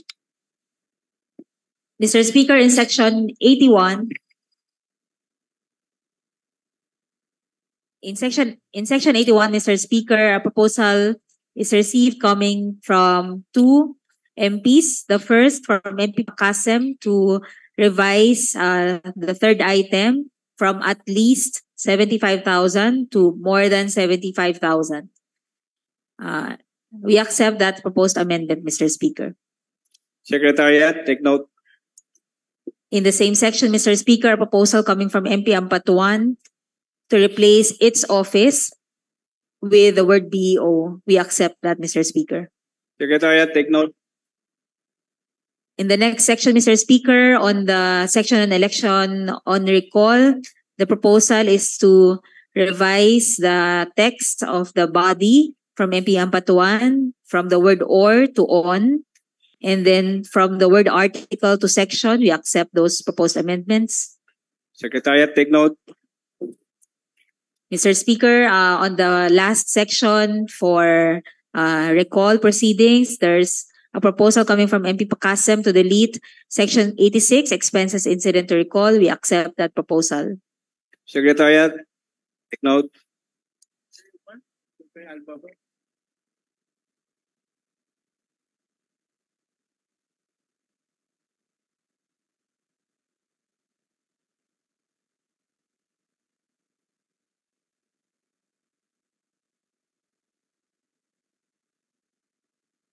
Mr. Speaker, we move on to Title 3 on Human Resources and Development. Section 88, we have a proposal coming from MP Pakasem to add the words including those provided in BAA number 17, otherwise known as the Bangsamoro Civil Service Code or the BCSC.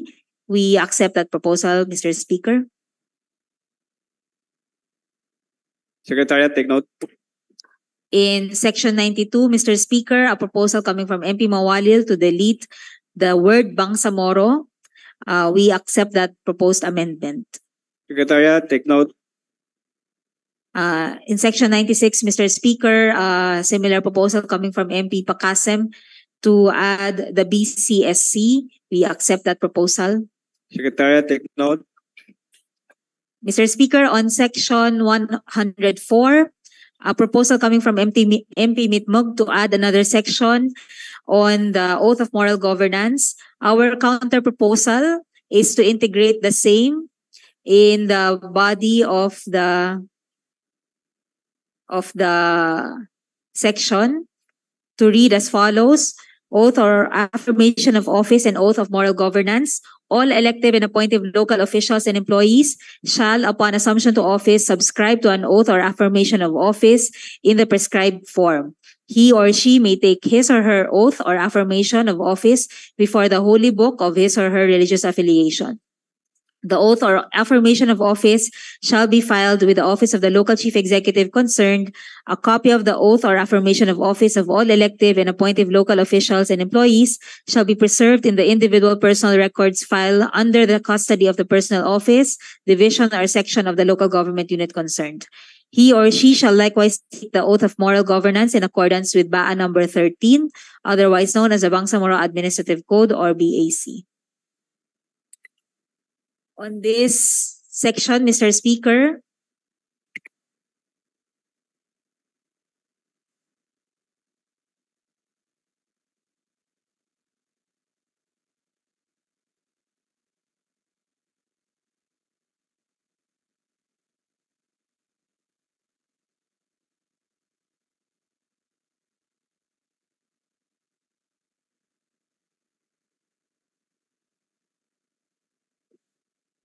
have we had a ruling on our... There's a ruling already, Mr. Speaker, on the proposal for Section 104. We move on to Section 105, partisan political activity. I have not yet ruled on this. We yield, Mr. Speaker, to the proposal. Secretariat, take note, the proponent yielded to the counter proposal. Yield. Mr. Speaker, on 105, we are in receipt of a few proposals from MP Mastura to delete the entire provision and restore the language of RA 7160. From MP Mitmog to add to be deemed on leave. And from MP Loong, we have the language, however, he or she is still covered by the prohibition on electioneering or partisan political activities, and delete and therefore be exempt from the above prohibition. And then reference to their staff in the second paragraph. From MP Mawalil, these prohibitions shall likewise apply whether or not on leave are proposed to be added. And from MP Ampatuan, a proposal to delete the last sentence of the first paragraph and all the succeeding paragraphs. Mr. Speaker, we have a counter proposal for all of those proposals. We propose to delete allowed to take a leave and thereafter be exempt from the above prohibition in favor of this language, deemed to have taken a leave upon his or her nomination and thereafter be exempt from the above prohibition. We also propose to delete the last paragraph, provided that they shall not apply to local officials or employees in the career civil service who are nominated as party representatives as provided in the Bangsamoro Electoral Code. It's a partial acceptance of some of the proposed amendments, Mr. Speaker, but a rejection of the others. Take note, Secretariat. Mr. Speaker. Yes. I think this is my first time to request that we divide the House just for this provision, Mr. Speaker. Secretariat, take note, the committee rejected in part the proposed amendment with modifications. However, one of the proponent, the lady from Maguindanao, moved for the division of the House. Any second to the motion? It has been seconded. The motion is approved. We will proceed with the division of the House.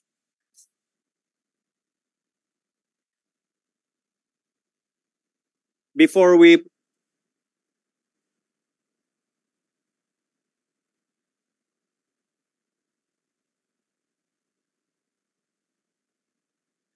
the question will be, those who are in favor of the Ampatuan proposed amendment, raise your hands.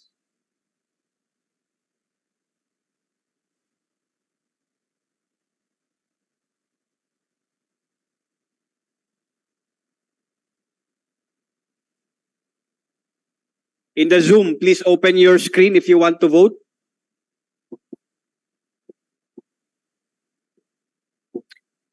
Those in the Zoom, those who are in favor of the Ampatuan amendment, raise your hands.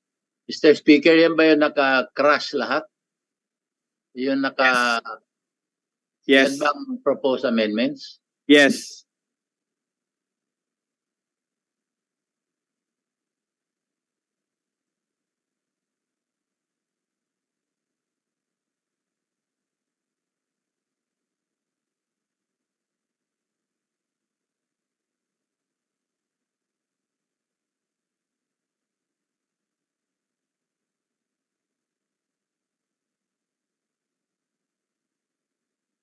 Those who are not in favor of the Ampatuan amendment, raise your hands.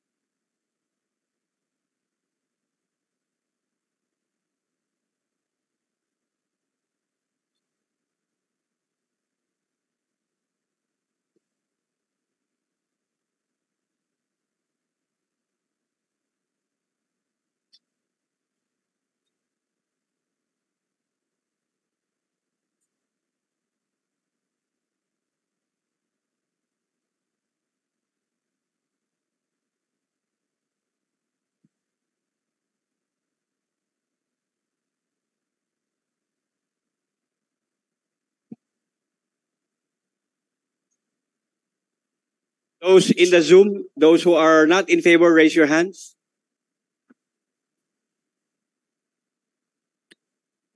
Okay, you can now lower your hands.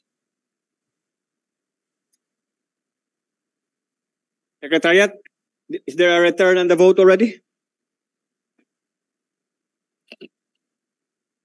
Mr. Speaker, the result of the voting on the proposed amendment made by the Honorable Member of the Parliament Ampatuan on Section 105 as follows. In favor of proposed amendment with 8, not in favor of the proposed amendment with 35, with 12 abstention, Mr. Speaker.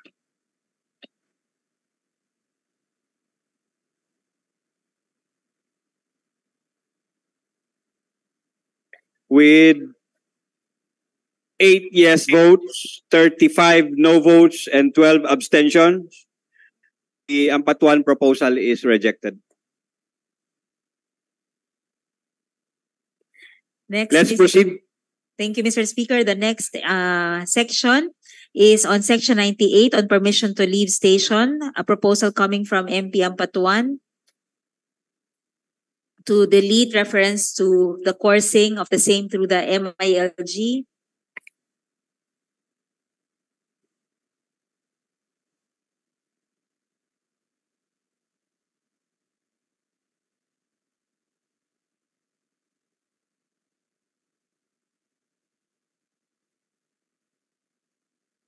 We do not accept the proposed amendment, Mr. Speaker. Secretariat, take note. The proposed amendment is not accepted.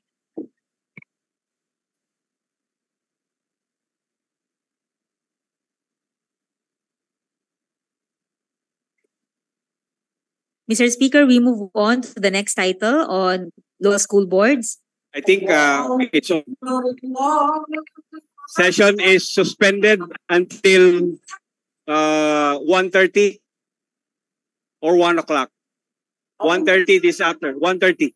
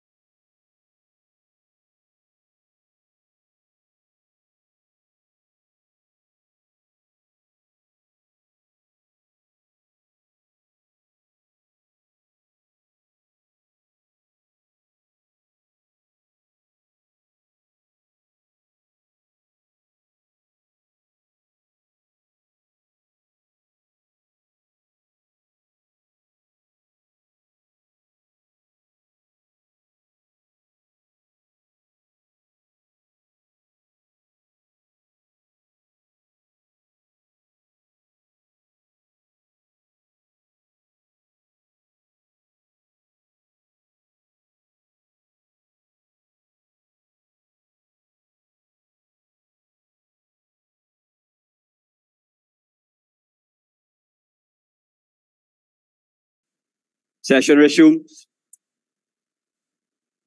Floor leader.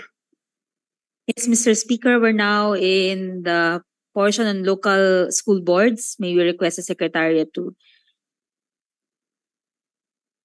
reflect. We are in section 110. Mr. Speaker, we received the following proposals. First, an overall proposal coming from MP Mitmog on additional members of the local school board, namely, number 1, the President of the Provincial Federation of Private Schools Associations. Number 2, the President of the City Federation of Private Schools Associations. And number 3, for the municipality, the President of the Municipal Federation of Private Schools, the Federation of Student Council of the municipality, and the Federation of the Madari Student Council of the municipality.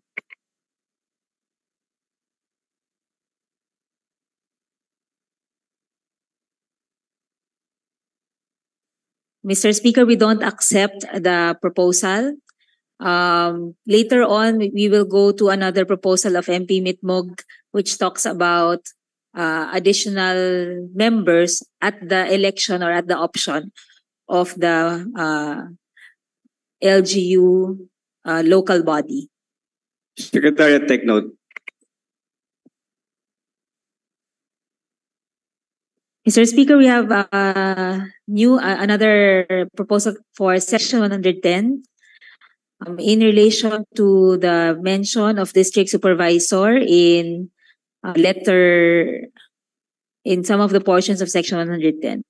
We have a proposal coming from MP Mitmog, not a language, but a proposal to change district supervisor with superintendent or the representative designated by the speaker.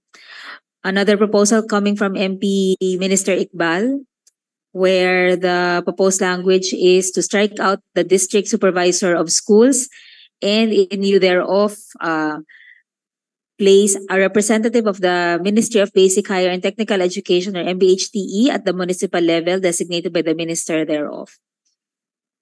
We accept the proposal coming from MP Minister Iqbal, Mr. Speaker. Secretariat, take note.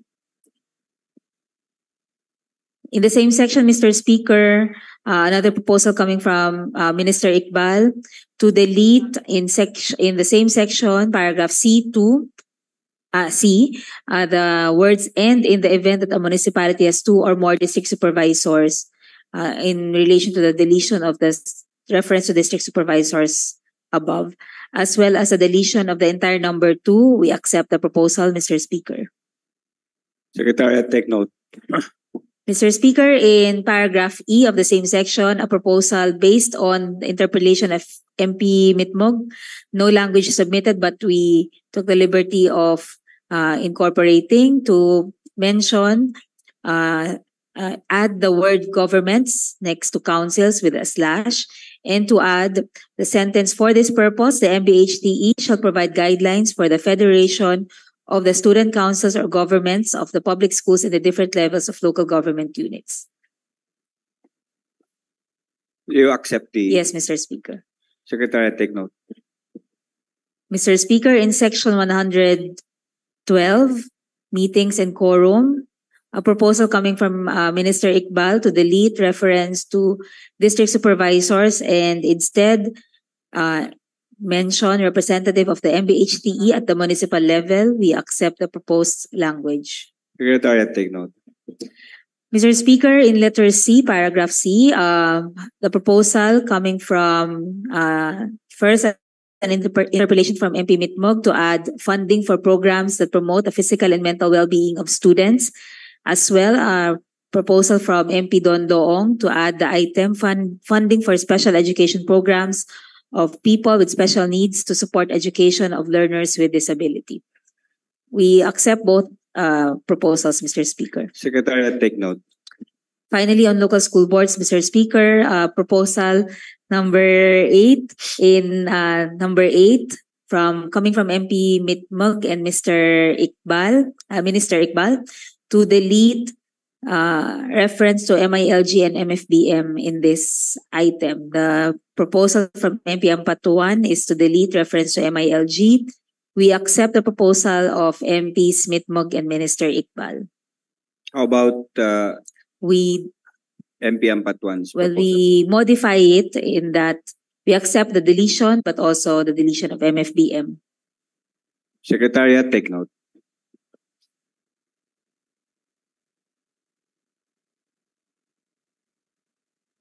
Mr. Speaker, we move to Title 6, Local Development Councils. A proposal coming from MP Matalam in Section 119 to refer to a member of the Parliament as a member of the barangay. I think that's a Barangay Development Council from the original representative from the Parliament. We do not accept the proposals from MP Matalam.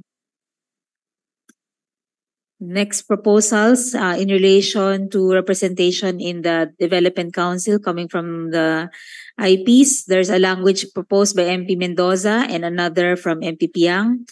From MP Mendoza, the proposal reads, the Indigenous Mandatory Representative Selection Process shall be initiated by the Ministry of Indigenous Peoples Affairs or MIPA. The local government unit's population comprises a minimum of 10% are from the indigenous peoples communities. The IPMR representatives shall be officially recognized by their communities through their indigenous political structures or IPS. The selection process shall adhere to the established guidelines through the primacy of their customary laws of the IPs and affirmed by the MIPA. The proposal of MP Piang is also to add a new for MP Mendoza. It's a addition of a new paragraph.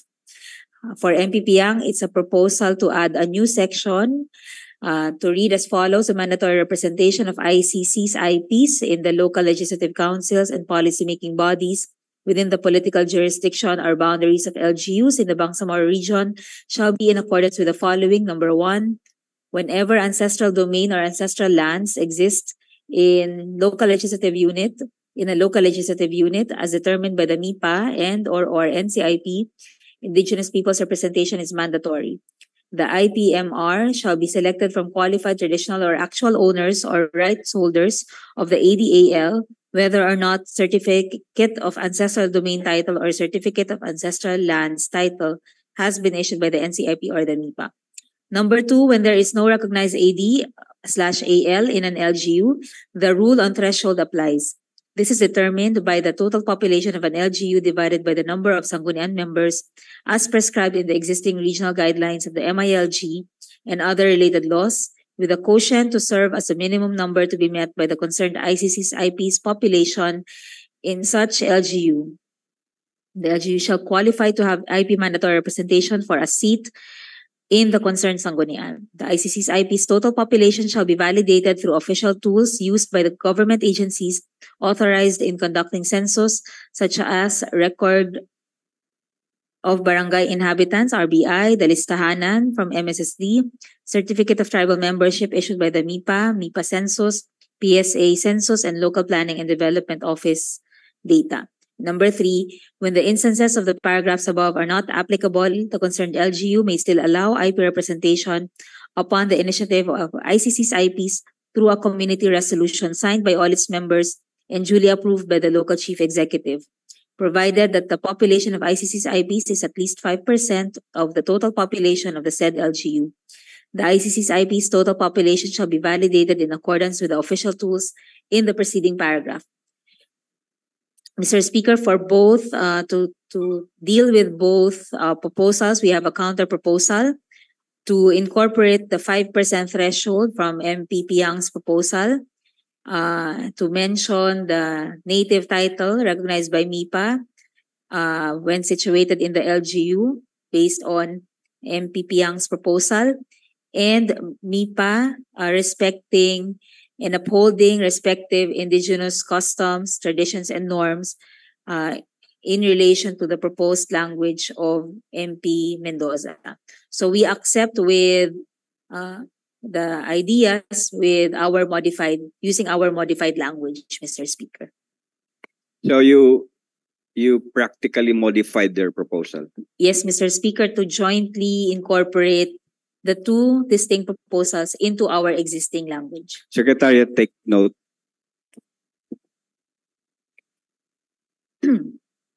Mr. Speaker, in Section 124, a proposal coming from MP Sinulinding to add as one of the sectoral committees in the LDC, the Local Nutrition Committee.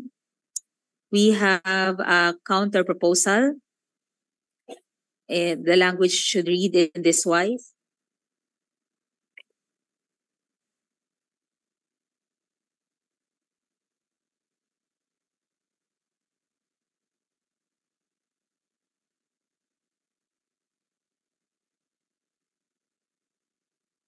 Mr. Speaker, we change our counter proposal.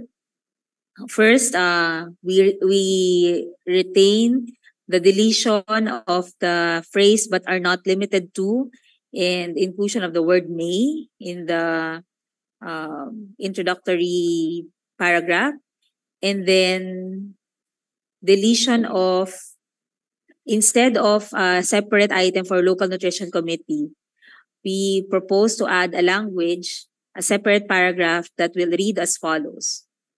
Provided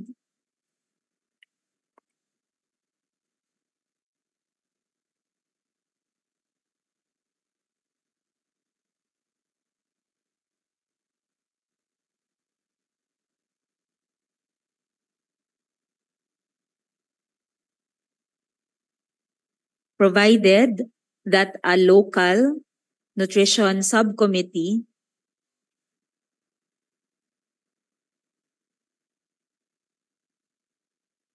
shall be a part of the Social Development Committee.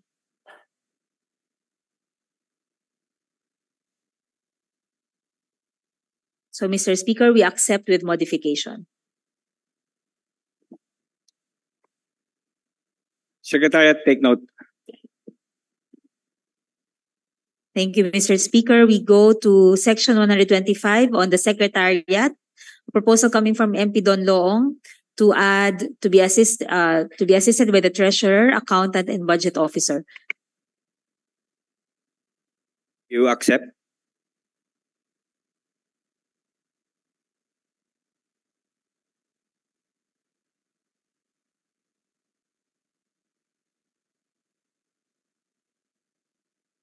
We accept the proposal, Mr. Speaker.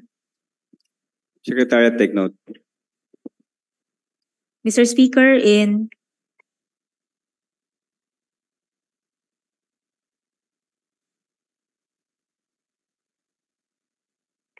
Mr. Speaker, the proposal coming from MP Mitmog is to add the sentence after the section. This must be complied with no later than the first quarter of the year.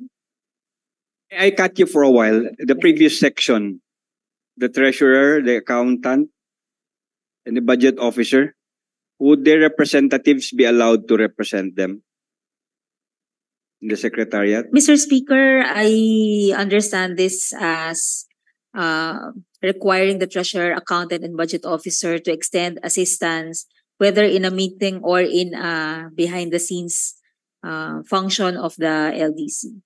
So in that sense, Mr. Speaker, I think they are free to also allow others within their offices to assist the Development Council. Secretariat, take note. Mr. Speaker, on this Proceed matter, with the-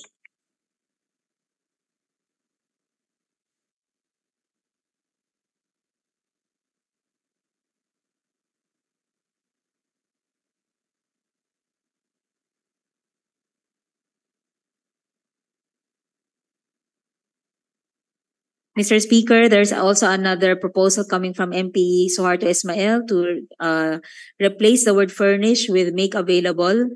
We accept the proposal coming from MP Mitmog.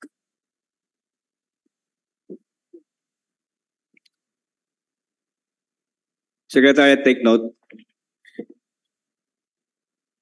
And we do not accept the proposal coming from MP Ismael.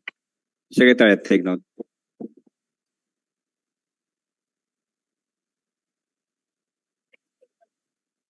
Mr. Speaker, we go now to the next title, Other Local Councils. A proposal coming from MP Ramos in Section 130 to add in the enumeration a Women's Development Council. There is also a proposal to add details on this council with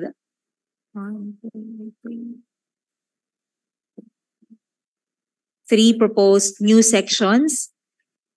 Our counter proposal, Mr. Speaker, is to accept the provision in the enumeration of the Women's Development Council. So the first part of the proposal, we accept that, Mr. Speaker. Secretariat, take note the enumeration.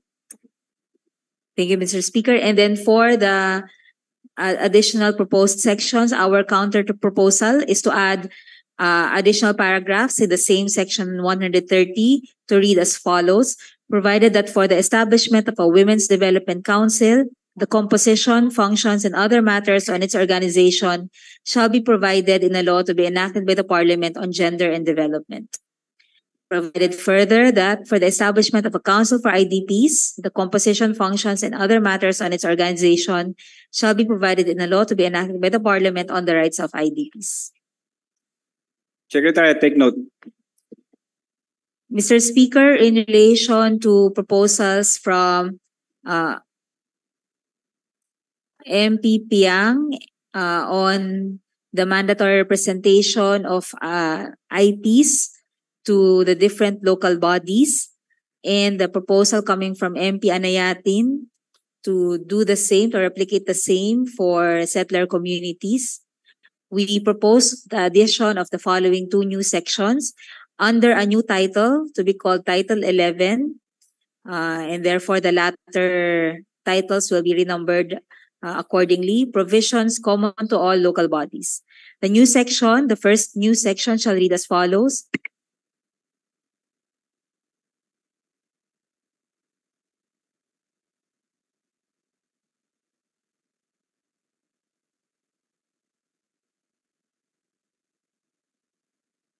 The mandatory representation of ICCs or IPs in the local policymaking bodies of LGUs in the Bangsamoro shall be guaranteed when at least 5% of the population of the local government unit, but not more than 50% of its local elective officials, is composed of indigenous peoples, or when a native title recognized by the MIPA is situated within the local government unit.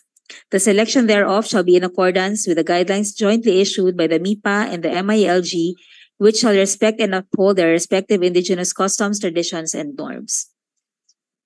Mr. Speaker, for the next proposed new section, the following is the language. The mandatory representation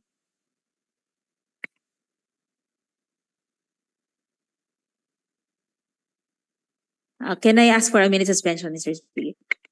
Minute suspension.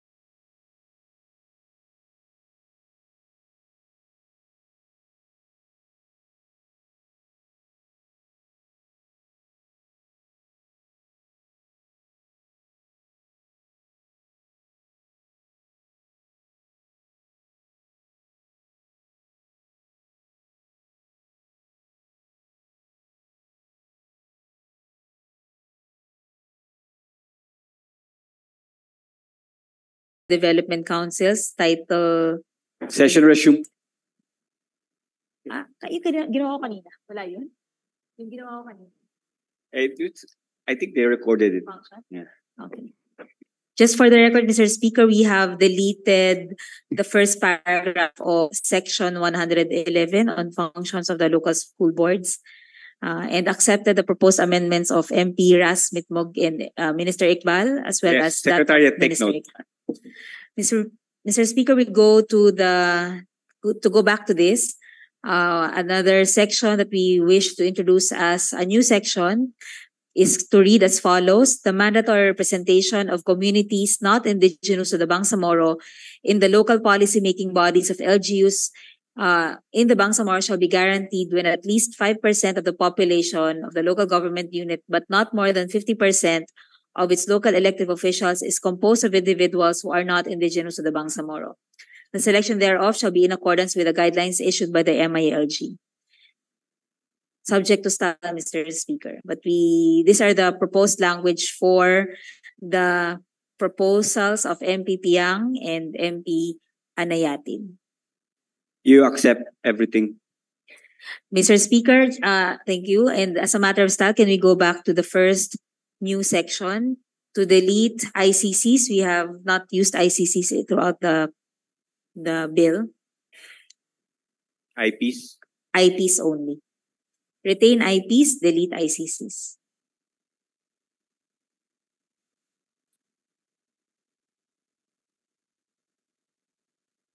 Secretariat, delete ICCs. Thank you, Mr. Speaker.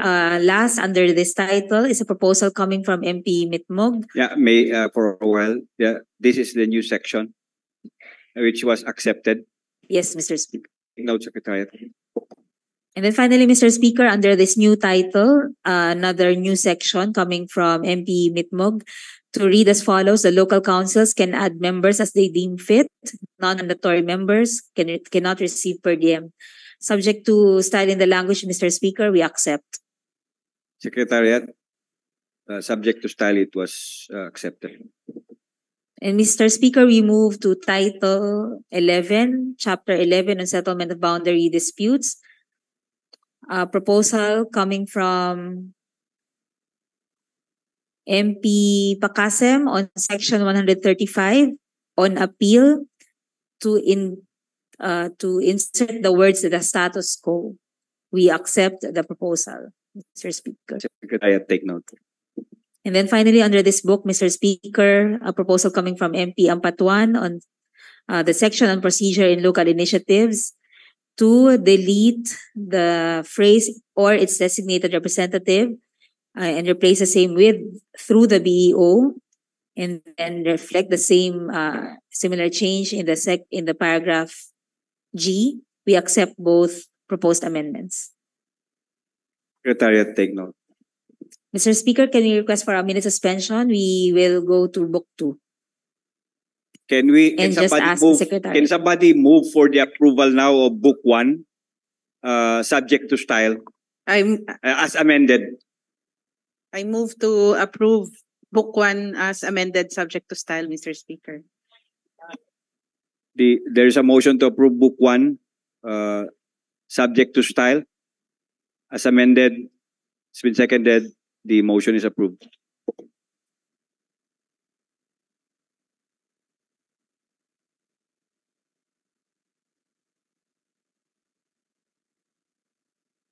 One minute suspension.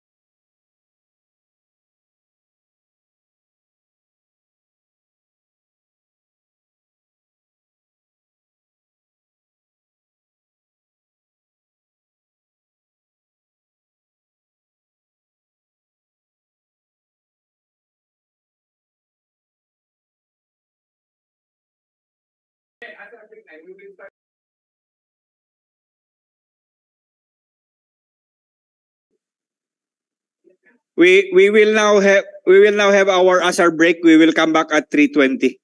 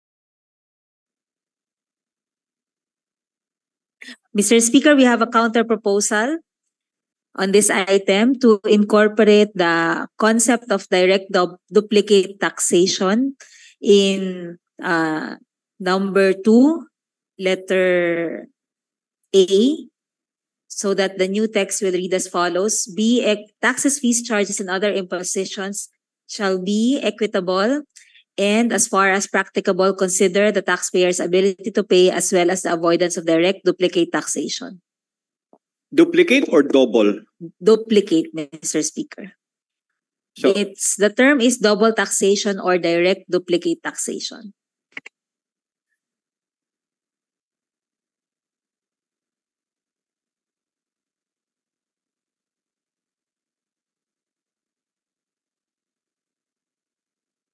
so what is the action of the committee? Accept with counter proposal.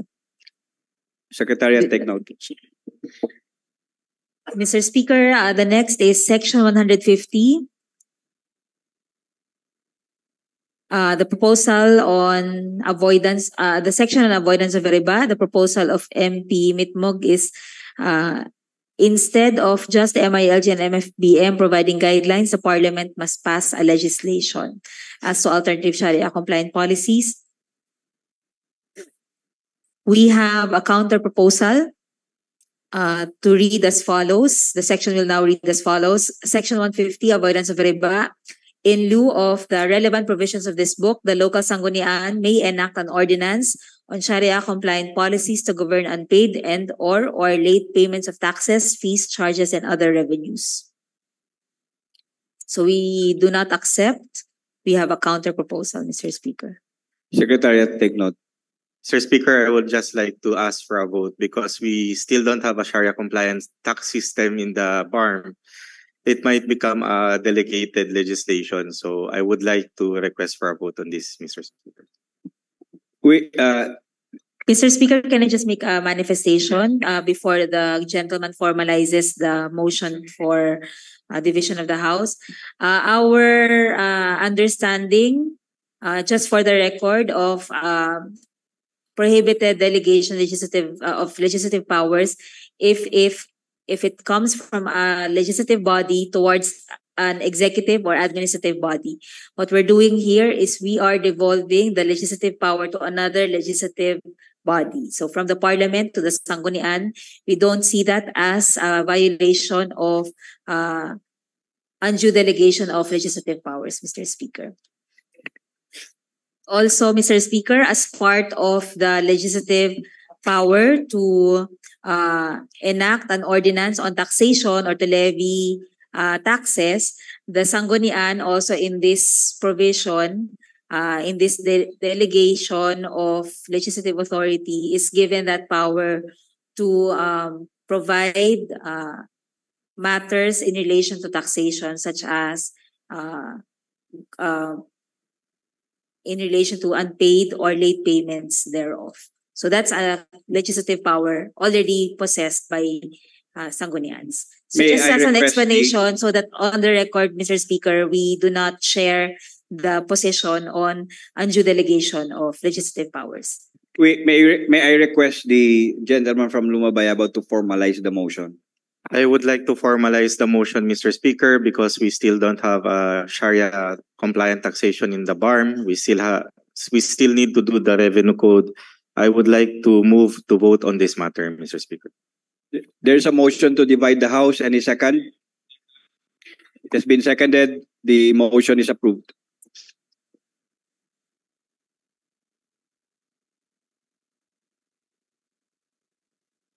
May we request all those in the Zoom to open their cameras before we proceed?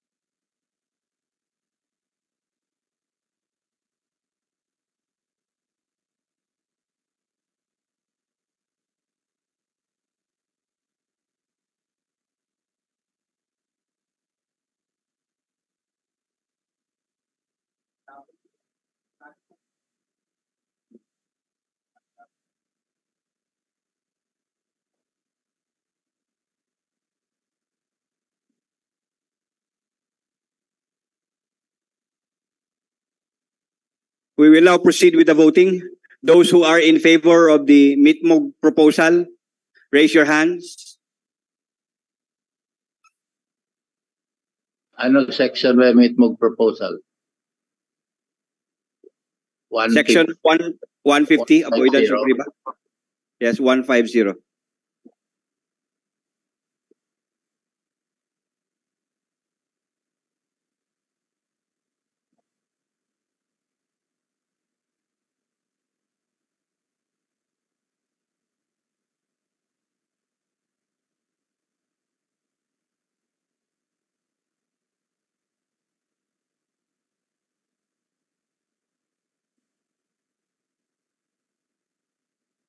In the Zoom, those who are in favor of the Mitmog proposal, you can raise your hands.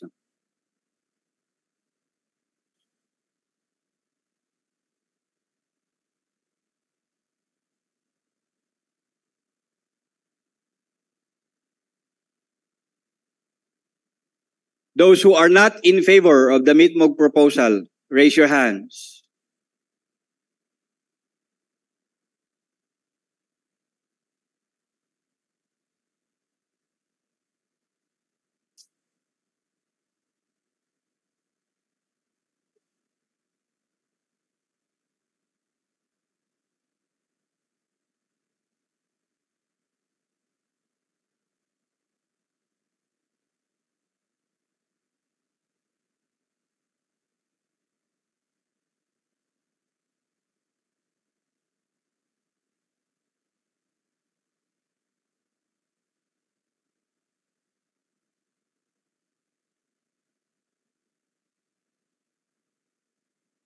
Secretariat, do we have a report on the voting?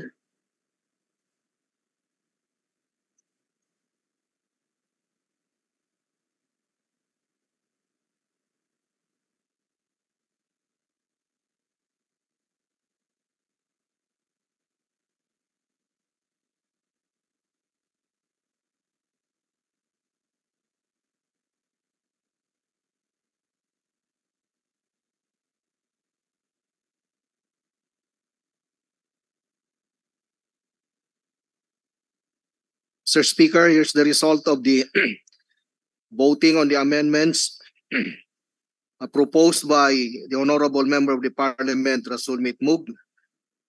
For those favoring the amendments, we have a total of 5. For those who are not favoring the amendment, we have a total of 37 with 13 abstention, Mr. Speaker.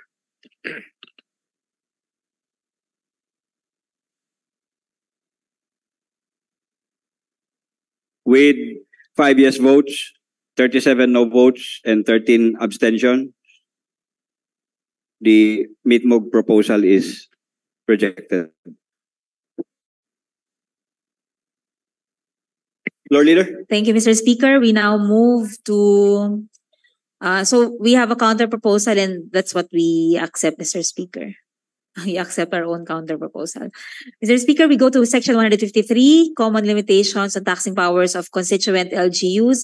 There is a proposal coming from MP Mitimbang, which reads as follows, to be added in this section. Letter Q, in no case shall the same taxes be imposed and collected by both the local government unit and the Bangsamoro government. We do not accept, Mr. Speaker. Secretary, take note.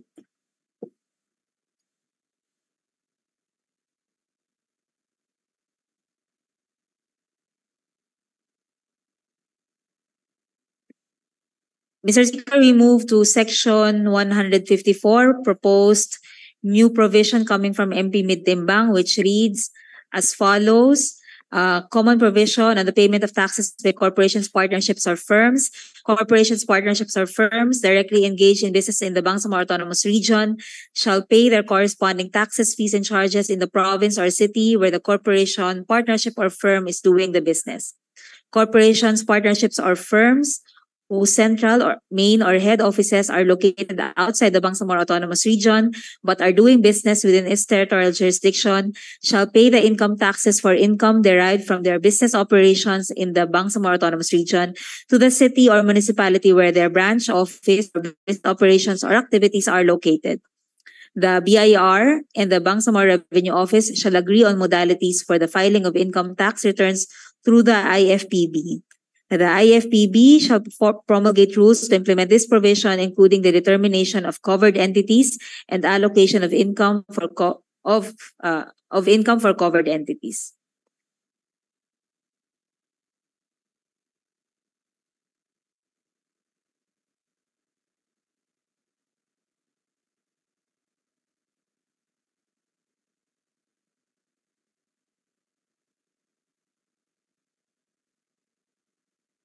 One minute suspension.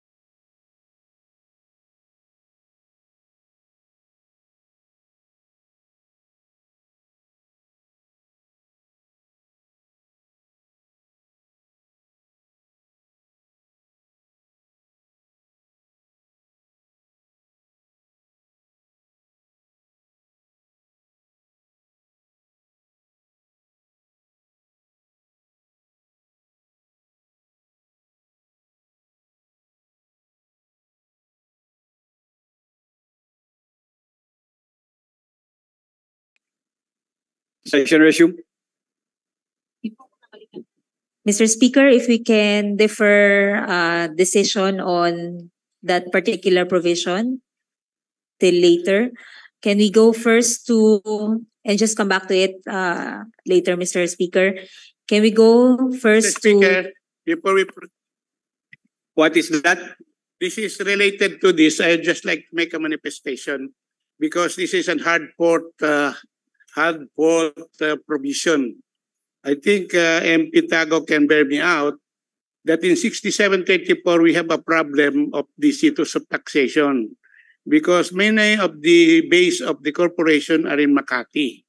And in 6734 we were not able to get our fair share of the taxes collected.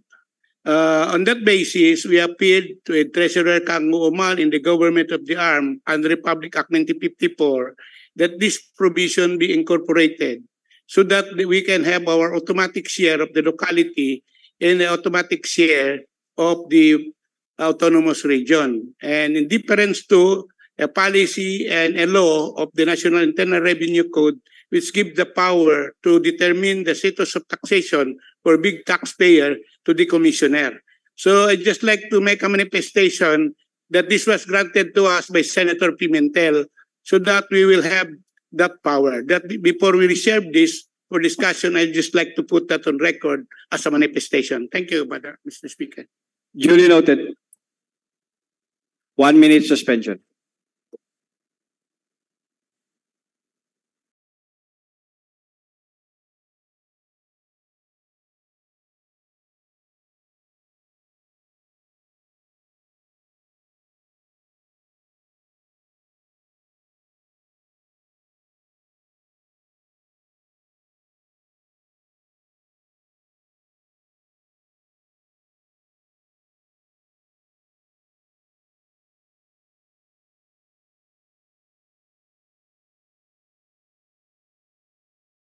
Resume. Thank you, Mr. Speaker. Again, we request that we defer consideration of this proposed language. It's a matter of determining whether it is more properly placed here or in our revenue code. So we would like to consult with the drafters of the revenue code on that matter first. Anyway, Mr. Speaker, we move to the next section under Chapter 2, Section 162, as proposed by MP Don Loong, to include in this section that the Sangguniang Panlalawigan may increase the annual fixed tax once every 3 years based on the Consumer Price Index. We accept the proposal, Mr. Speaker. Secretariat, take note. Next, Mr. Speaker, is under Chapter 4 of Article 6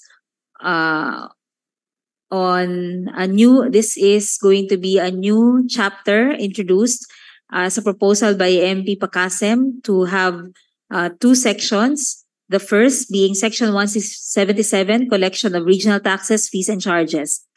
The section reads as follows: upon coordination with the BLGF, the provincial, municipal, and city treasurers shall be deputized to collect and remit payments for regional taxes, fees, and charges as specified in the Bangsamoro Revenue Code to be enacted by the Parliament and other relevant regional revenue generation laws, regulations, or issuances.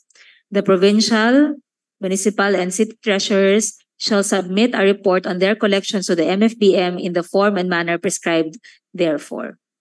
We accept the proposed provision, Mr. Speaker. Secretariat, take note. And the next, Mr. Speaker, as a new proposed provision to be Section 178, to read as follows: assistance in the enforcement and monitoring of revenue laws and regulations, proposed by MP Pacasem, to read: to ensure optimization of revenue collection, all LGUs shall provide assistance to the Bangsamoro government in enforcing, monitoring, and implementing the Bangsamoro Revenue Code to be enacted by the Parliament and other relevant regional revenue generation laws, regulations, and issuances. We accept the proposed language, Mr. Speaker. Secretariat, take note. The next section, Mr. Speaker, is Section 208, a proposal coming from MP Loong to add in relation to publication of tax ordinances and revenue measures. Tax ordinances shall be effective no less than 15 days after publication. We have a counter proposal to read as follows: no tax ordinance shall be effective until after 15 days from its publication.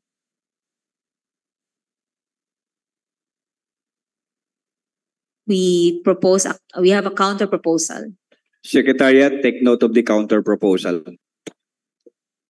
Next, Mr. Speaker, is in Section 263, a proposal coming from MP Alamia to add the words enactment and ordinance accordingly. We accept the proposed amendment, Mr. Speaker. Secretariat, take note. Mr. Speaker, the next one is under Section 291, under Chapter 1. The first is to replace allotment of national tax, but actually that, Mr. Speaker, is part of the committee report. That should have been part of the committee report, so we're correcting it. The proposal is from MP Mitmog to reinstate Section 291 from the original bill as filed, which reads as follows: automatic release of shares. A, the share of each local government unit shall be released without need of any further action directly to the provincial, city, municipal, or barangay treasurer, as the case may be, on a quarterly basis within 5 days after the end of each quarter, and which shall not be subject to any lien or holdback that may be imposed by the national government for whatever purpose. Letter B, nothing in this chapter shall be understood to diminish the share of local government units under existing laws. Mr. Speaker, considering that we introduced in the committee report a mere reference to national laws and constitutional rights on national tax allotments for LGUs, including those in the BARM, we don't accept the proposed amendment. Both proposed amendments. Both proposed amendments. It's only one amendment, Mr. Speaker. How about letter B? That's one amendment from. So we don't accept the entire section A and B, Mr. Speaker. I don't understand. Section 291, Yes. A and B is one section, one proposed okay. language. So one One language, Yes, Mr. one provision. Yes. Secretariat, take note. No letter B. Mr. Speaker, I would like to request a vote on this matter, Mr. Speaker. There is a motion to divide the House. As Mr. far as- Chair, Yes. Mr. Speaker, before you have the votes, I would just like to ask a clarification if this was originally in the RA 7160. May I ask the proponent just one question? Was this provision originally also in RA 7160? Yes or no? Just yes or no? No, Mr. Speaker, we are not in the period of interpellations anymore. So if this is going to be a question, I will answer it in relation to the motion to divide the House. Mr. Speaker, Section 291 is included in the national law on local governments. So RA 7160 does include this section. Mr. Speaker, we are not the National Congress. The Thank you reference that. for this, Mr. Speaker, the reference for this, Mr. Speaker, is the power of Congress to define how it will share with local governments in accordance with the Constitution the national taxes collected by the national government. Mr. Speaker, we deem that not within the powers of the Bangsamoro government to trifle with. That's why this entire committee report pertains to our reference to national laws, issuances in relation to that constitutional right of LGUs to receive their just share in the national taxes collected by the national government. May duly I just noted. manifest, Mr. Speaker, that actually I propose also an amendment to restore the provision in the RA 7160, but that was not reflected there. So I just wanted to put on record that I did propose an amendment on Section 291 to restore the provision in 291. That's just a manifestation. I'm not Duly calling noted. Duly for noted. for the division. There is still a pending motion to divide the House. Any second? It's been seconded. We vote on the Mitmog proposed amendment. All those in the Zoom, please open your cams, your cameras.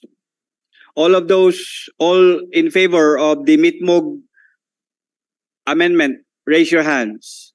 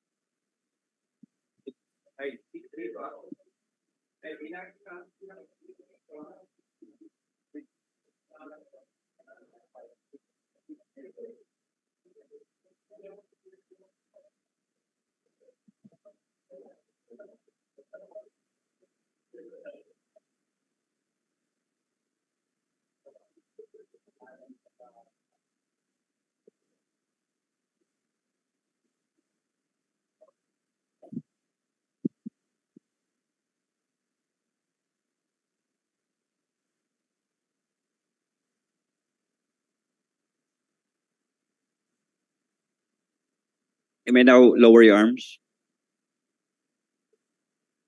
All of those not in favor of the Mitmog proposal, raise your hands.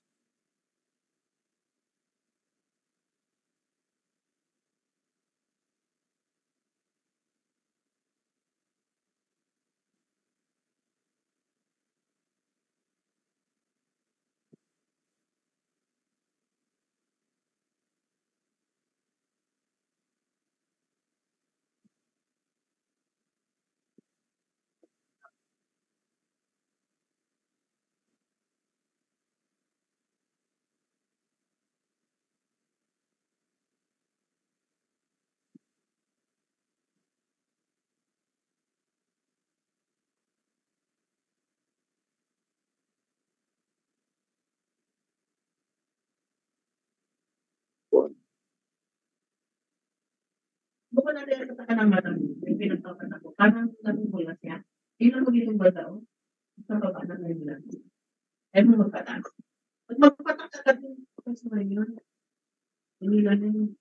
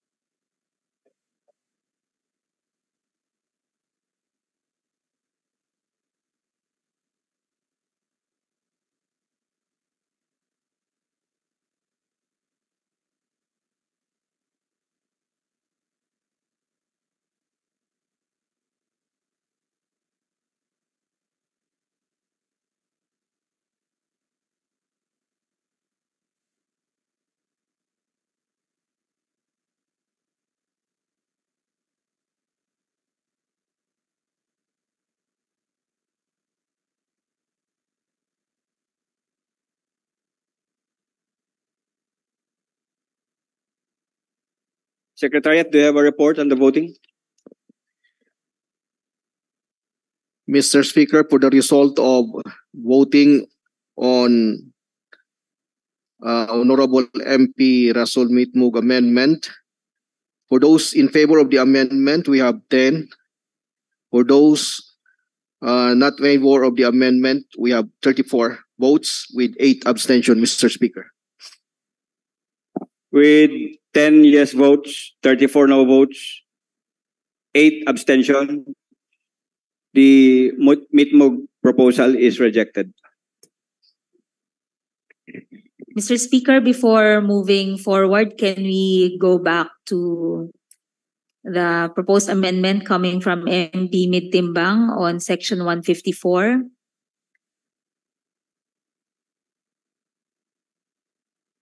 Mr. Speaker, what is being discussed here are national taxes, in example, income tax payment by corporations, partnerships, or firms when they are operating in the Bangsamoro, regardless of whether they have a principal place of business in the region or a branch or simply conduct operations herein. Mr. Speaker, we feel that the appropriate placement of this section is in the Revenue Code and not here. So we do not accept the proposed amendment. Secretariat, take note.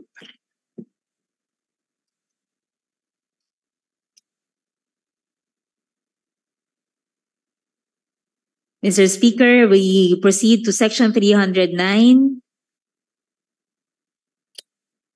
A proposal coming from MP Pakasem on the sharing amount of shares in the national taxes, fees, and charges collected in the Bangsamoro Autonomous Region. The proposal is a language that reads as follows: the constituent local government units shall receive 40% of the share of the Bangsamoro government in the national taxes, fees, and charges collected in the Bangsamoro territorial jurisdiction as provided in Section 13, Article 12 of the BOL. This share shall be distributed as follows. Letter A, 50% shall be divided among the local government units where the taxes, fees, and charges are collected and shall be allocated as follows. 1 province, 40%, 2 municipality or component city, 30%, 3 barangay, 30%. In the case of a highly urbanized or independent component city, the share shall be allocated as follows. City, 60%, barangay, 40%. When the barangay or municipality is not part of a province, the share shall be allocated as follows. Municipality, 60%, barangay, 40%. Letter B, 50% shall be divided among all constituent local government units and shall be allocated as follows. 1, all provinces and cities to share equally in 10% thereof. 2, all municipalities to share equally in 40% thereof. And 3, all barangays to share equally in 50% thereof. Mr. Speaker, I think we mistakenly copied the document. Can we go to letter A first? In A2, it should only read municipality. So can we simply delete or component city. And then in the second paragraph, in the case of a city, delete highly urbanized or independent component.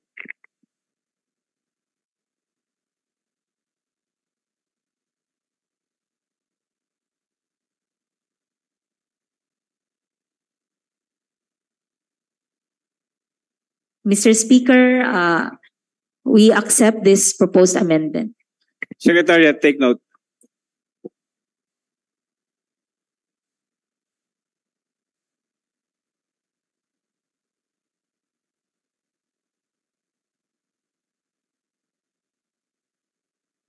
Mr. Speaker, we move on to the next section, 337, a proposal coming from MP Loong to add as a member of the Local Finance Committee, the local accountant.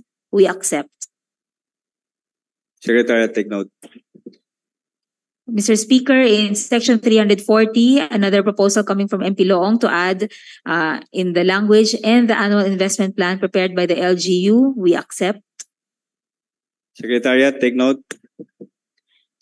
Mr. Speaker, another proposal for pertaining to section 345 coming from MP Loong to reflect the decision of the committee to allot 1% of the 20% for the maintenance of local roads.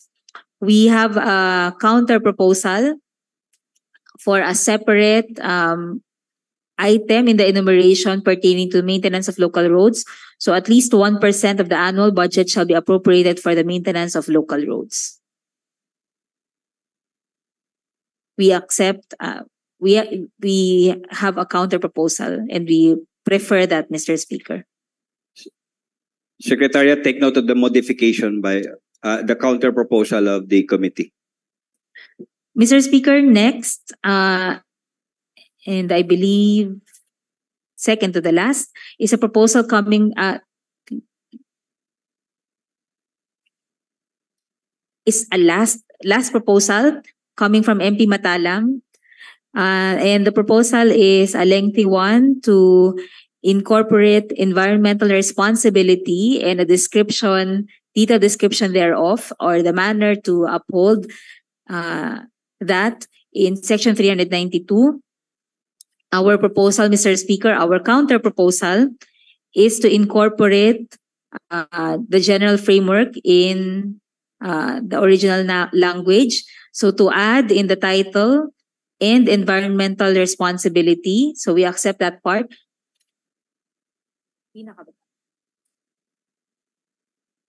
And then to add in the last part of the paragraph of this section, in all cases, property disposal shall be undertaken in a manner that is consistent with efficiency and environmental responsibility. So we accept the amendment to the title, but not the body of the section, Mr. Speaker. Secretariat, take note. Are we done with Book 2? We are done, Mr. Speaker, with Book 2. Can somebody move for the approval of Book 2 as amended?